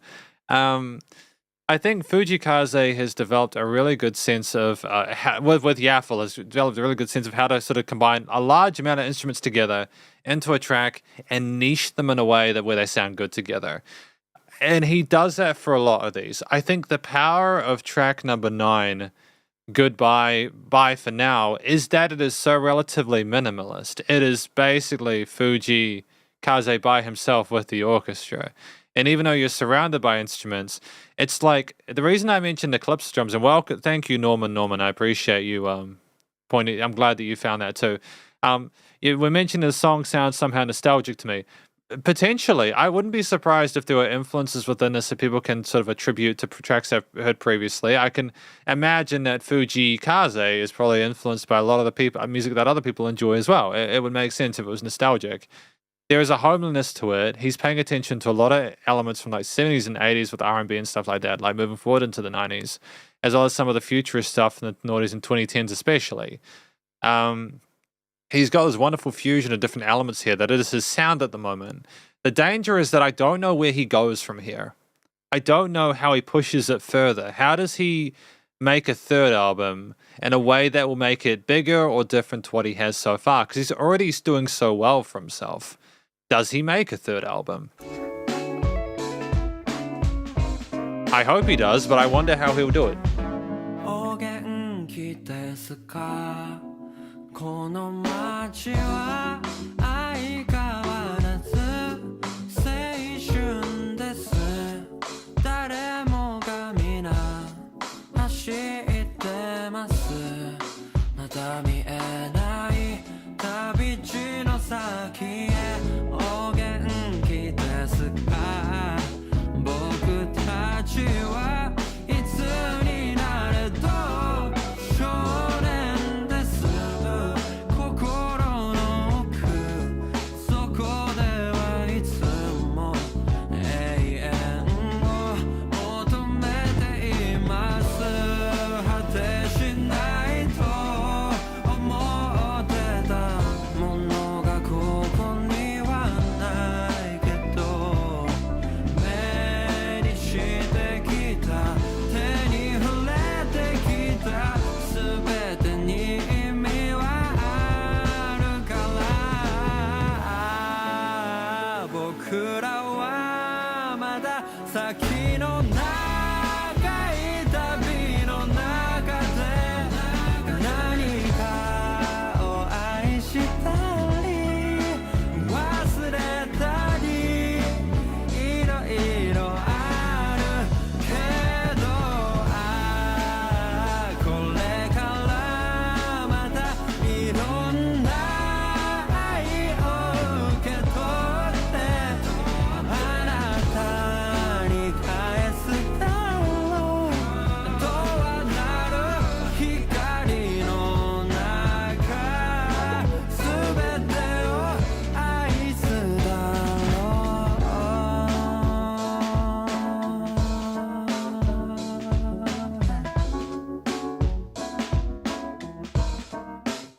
Wonderful vibrato, like the wah, wah, wah, wah, wah on that organ there is just sensational. I like the flow of it and the feel of it. It does sound like old school, like sounds like some stuff from the 90s that I heard, and even some pop music.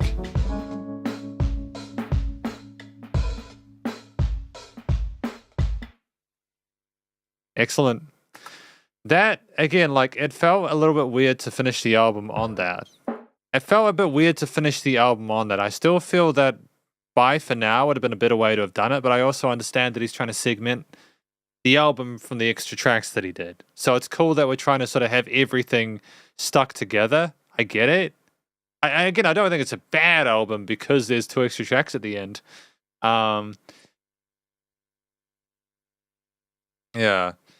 I want look, man, I know I'm just a dude on the internet, but like I can hear what he's doing, and I think it would need to be so experimental or so groundbreaking to be able to make that third album feel like more than the first and the second. Like as Blue Dinner Box mentioned earlier on, this is a poppier album. And I think that there's nothing wrong with having a poppier album, but the issue is if you are making music and it's getting poppier, you then run the risk, if you've established that you're a bit more sort of like unique in your first, going into the poppier stuff with the second, that it will get more poppy. And I suppose it's about trying to find that balance between, do we want to get into a position where it is more poppy, or do we want to sort of further define ourselves, have Love Will Serve All as the second album, which is the poppy one, and have the third album as something a little more out there? I don't know. It's just you can make massive statements with albums. And it's up to Fuji Kaze what he does to do. But just if we want it to stand out, it needs to be different as well as good. So it'd be cool to see what the third album does. I'd be keen to check it out. Yeah. I thank you, Norman. Norman, I appreciate that. I'm not surprised that he took a long break. Honestly, I mean, I think that it takes a lot of effort to make an album. And considering the fact that he would have been doing tours, I assume, and stuff like that, it's incredibly full on to be a musician. It's also worth noting that the guy is young. He's young. He's potentially, depending on how this album does, like these albums do, he's made. He is just made, you know? Grace was a graduation song for Kaze. He had said he'd said everything he wanted to do up to that point. He was kind of burnt out and didn't know what to do next. I'm not doing that because I'm happy that he's burnt out. I'm saying that because I had a feeling that there was there would have been a situation like that, because it's a huge album. You have the first and then you have the second, and it's like the third, people are going to want more. Because if they wanted the same, they would listen to these albums again. It'll be interesting to see where they go with it. Oh, good. That there. Now here's the problem. Here's the problem, you see. That's good that he's working with different producers, but as someone who has watched bands who have done phenomenally well with their first album or two work with different producers, what happens is it either gets really good or it kind of does not. Because what happens is, as I mentioned earlier with Yaffle, I think at least half of the equation, if I'm honest, comes down to the production. Even like a third of it. Let's just be generous and say a third, right? A third of it comes down to the production. There is also... No, that's not fair either. A quarter. A quarter of it is the production. A quarter of it is the songwriting. A quarter of it is the story. And a quarter of it is the voice. Okay? So it's just wondering whether that 25% from the producer is going to make something even better. That's my comment overall with the album. I really hope that Fujii Kaze can continue to make amazing music. I have listened to Michiteyu Ku, Overflowing, and I thought that was a great track. It's difficult for me to imagine what the third album is going to be like, as I've said before, but I think that this is a really good direction. Yeah. That's good. That's good. Yeah, I'm being careful about how I talk about it because I don't know him and his music well enough. And I'm not going to say, oh, this guy. I think that anyone gambling on what a musician's going to do is just silly. But just to me, in my mind, when I listen to this, is someone like this guy's already got a wonderful career. It's just going to be interesting to see where it goes from here. But heads to a direction that could be straight downhill. Yeah, it could be. If I'm okay, so let's just Tabiji, I'm gonna quickly look through the lyrics and then we're gonna talk about the album as a whole, okay? It's a positive. I like this album. I don't feel as strongly about this album as I did about the first. I think that this is a well composed and written album. There was just something a little bit more sort of adventurous, I think, about the first. Like I still remember Nan Nan, you know? It's just I suppose maybe him coming out the bat with that was just mind blowing.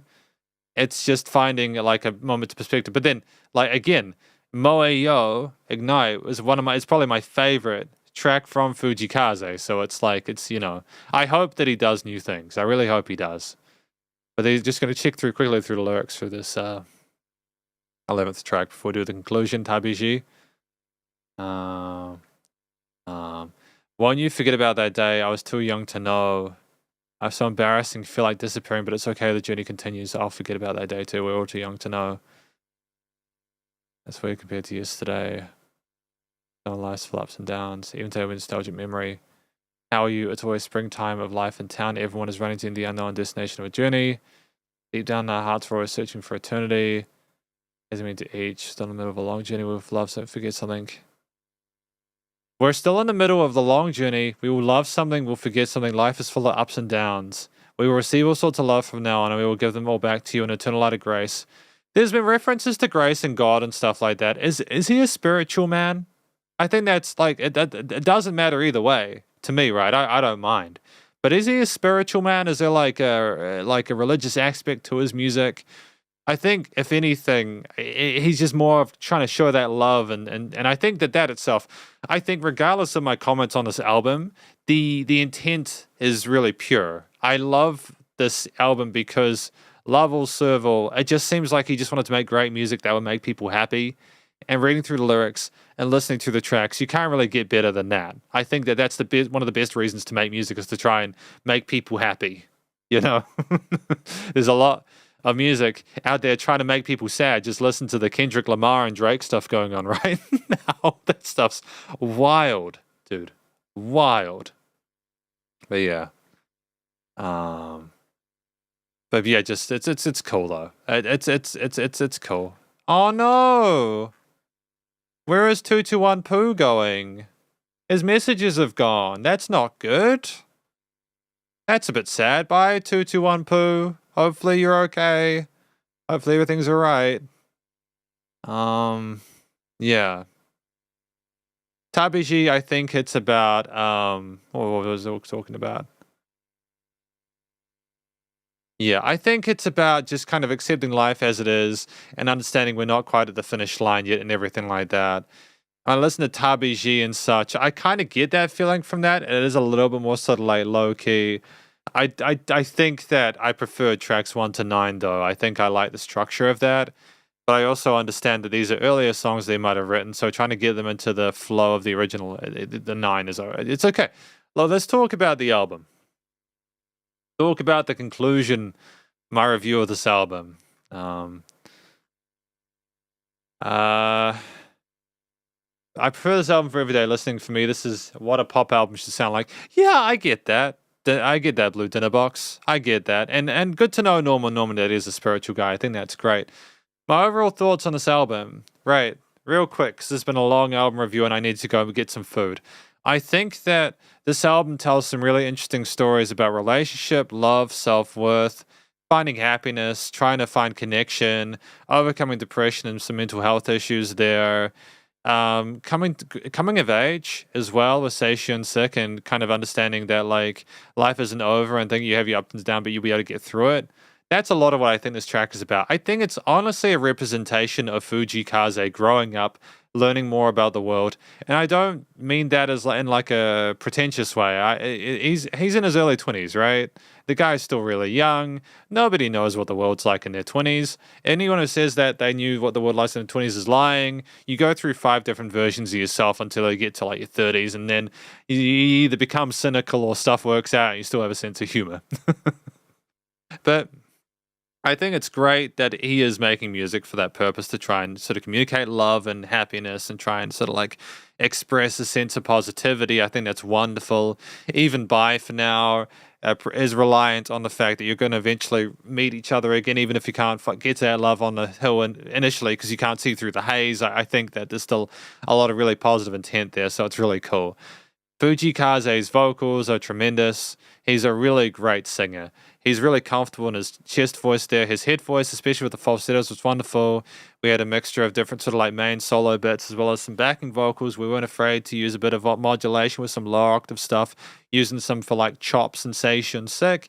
And we also had some points where like we had like some processing on the vocals to make them a bit more sort of electronic occasionally. Not that he needed to fix it because he could clearly sing. But then we had songs again like Bye for Now where he just was, it was raw, him on the mic. You could hear the breath and everything like that. These were good, genuine takes. So I got a lot of love for that, man. It's dope. A lot of power and a lot of authenticity behind that. We expressed ourselves really well, even though we were trying to sound quite measured the entire time. And ultimately, it's just really pleasurable. The tracks were typically between 3 and 5 minutes. I thought they were enough to... And there were so many instruments, dude. Like trying to count all the instruments off the top of my head. I'm not going to mention all of them as I've talked about them through quite a few of them.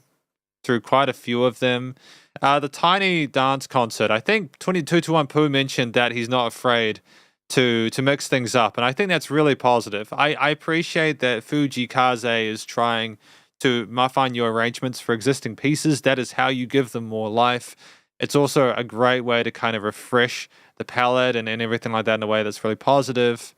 I after working hard, I think Kaze found the way he would like to go. I'm glad that he is, though. To be fair, Norman, I'm glad that he is finding his way in the world, and I wish him the best of luck with that. The reason I have last two songs is also another thing I found conservative, similar but better and more pop. Yeah, I mean, I think that it's just album structuring is hard. Like I've been reviewing albums for a few years now, and they don't always get it right.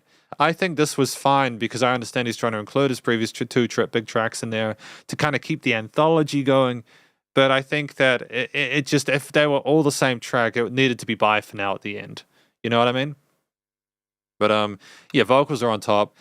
If I talk about a few of my favorite instruments, with the understanding that there are absolutely no flaws with the composition or songwriting there, that it was flawless. The way we wrote, but there was never any dull moments. Often there was a lot of most things which almost kind of become a bit overwhelming, but because there were such interesting sounds and tones and stuff like the synthesizers, so many different pads and leads there. Some of them were even solo sections and stuff like that. We had a wide range of different synth pads and sequences, and it was really wonderful. The flow and lots of different textures and colors and everything like that in the mix. Whether they were monophonic or polyphonic, they worked. They created a really interesting ambience. Sometimes there were sub-layers, sometimes there were mains, sometimes there were foils or alt leads for the vocals, but they never had a weak spot. The drums were phenomenal. We typically had sort of trappish drums there. We had acoustic kits, like I think in Yaba, if I'm not mistaken, we had some wonderful solos going on there with Yaba, especially near the end. The drums became absolutely frenetic and were ridiculous, and Fuji Kaze was keeping up with those. And it was really, really dope. I gotta my throat's feeling a bit screwed. I've got to be careful with my voice, but yeah, the drums were wonderfully well played, whether they're electric or acoustic. The guitar parts are minimalist. We had like some leads and some strum bits there. We had occasionally had tracks where there's more than one guitar part. You could hear they're very clearly kind of intonated there, and it went to be sort of like a pad-like presence there. We had some lead guitar parts occasionally. One or two of the tracks had lead guitar solos or little breaks there, which were kind of dope there. But the synths and the piano were the most dominant there. The piano, the keys there, because the guy can play piano very, very well, whether it's the organs or the keys there. We articulated really nicely on the right hand there with a mixture of different lead patterns, broken chords, arpeggios, and some sort of bluesy parts as well as maybe some jazzy bits with the extensions on the chords there and the bass lines being handled on the left. Typically, though, the bass was the bass as per 808s, or you had like electric basses, and they didn't have both. Usually, it was one or the other. And it added an interesting sort of like tone or aesthetic to the tracks, which you had both. Sometimes the electric bass made it seem a bit more grounded. Sometimes the 808s made it seem a bit more sort of contemporary, relying on this kind of like a hip-hopish kind of R&B kind of things there, which was kind of cool. And it makes sense to me, We also had string sections like in Bye for Now and other tracks, which were wonderfully full of life and full of vigor. We had lots of elements as well. Like we had just so many different extra sub layers, and it was wonderfully layered. And Yaffle, I'm sure they were involved in adding a lot of those different bits and pieces, and they did things incredibly well. I'm very positive about it. I don't want to like go on a tangent or kind of blather on about it though. Just I suppose what I'll say is the themes. If I look back on it, the only thing I'd say is I can't really remember a specific theme that I liked more aside from Moe Yo. Like the rhythms and like the kind of the chord note accents, doof, doof, doof. I know it's so cliched, but I appreciated the movement and the energy. They were vivacious. I think a lot of the halftime stuff that we had, even if there was a lot of variety within the harmonic patterns and the rhythms and stuff like that, I just wanted a bit more oomph behind it and a bit more pace to it. His faster stuff was just a little bit more sort of scintillating for me from a personal perspective, personal preference thing. I like slow tracks, but I think if it had a bit more fast stuff, if that makes sense, a bit more fast stuff, I think that would have been better balanced. But I also understand this is Fuji Kaze's album, and he still writes the slower stuff quite neatly. The themes overall were just too varied to talk. I discussed them for the various tracks. The studio recording, mixing, and mastering. Ultimately, they were kind of future pop, jazzes, R&B, some distorted guitar bits as well. He had some chugs, etc., and some there was so many different genres in here. It was a variety box thing, kind of like Zhang Yuxing and Jay Chou and stuff like that. The studio production was tight, absolutely damn near flawless there. When you went to have instruments sound as they were, when to filter them. We had the wide variety of different vocal effects on the vocals, not to fix them and get the notes right, but to make them sound more interesting. The guitars, bass, drums, pianos, organs, synths, strings, everything else, the woodwinds and the flutes and the plucked elements we had in the first few tracks as well, they were implemented very effectively, and I have no complaints about that whatsoever. It was tight. There was dynamic range. You could hear like the breathing in one of the tracks at the end. It was nice and loud without pumping, so the bus compression limiting was handled. I mean, look, this is my review of this album from an act named Fujikaze titled Love or Serve All, and I'm happy with it. I'm not blown away by it. I'm not wowed by it.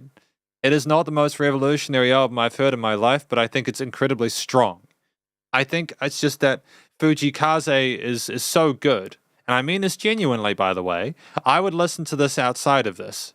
Not all the time, not all the tracks, but some of them I'd listen to, especially Moe Yo. I love the Latin percussion and stuff like that. I thought it was very unexpected. You know, there's some reggaeton stuff as well, and this was kind of dope there with the calypso, the different sort of like samba grooves and such. But it's still really well done. I just have really high expectations for the dude because he's already wowed me so much, and that's a dangerous thing because I think I need to go into every album without those expectations in order for it to remain fresh and fair. People change. He's going to continue to grow both as a human being, as he knows, and as a musician. And while I agree with Norman, I'm very much looking to his next album. I would also say that it's going to be really important for us to just understand that that third album may be different and not necessarily in the way we want it to. But it's his journey, man. And he's tried to show us some love, and I think that's what matters.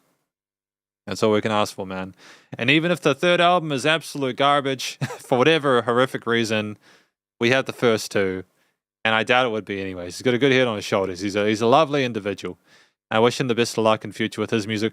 Because thank you for watching my review. Hopefully you enjoyed it. If you did, please go show Fujikaze some love via his various social medias and the Spotify page, and stay cool and stay safe. And please remember to support your local musicians and artists at this point in time, as he the hell more than ever thought of crazy stuff going on in the world. And I'll catch you in the next review or the next live stream. Spider Hands out. 3, 2, 1. Thank you to Blue Dinner Box, Norman, and everyone else who came in. 3, 2.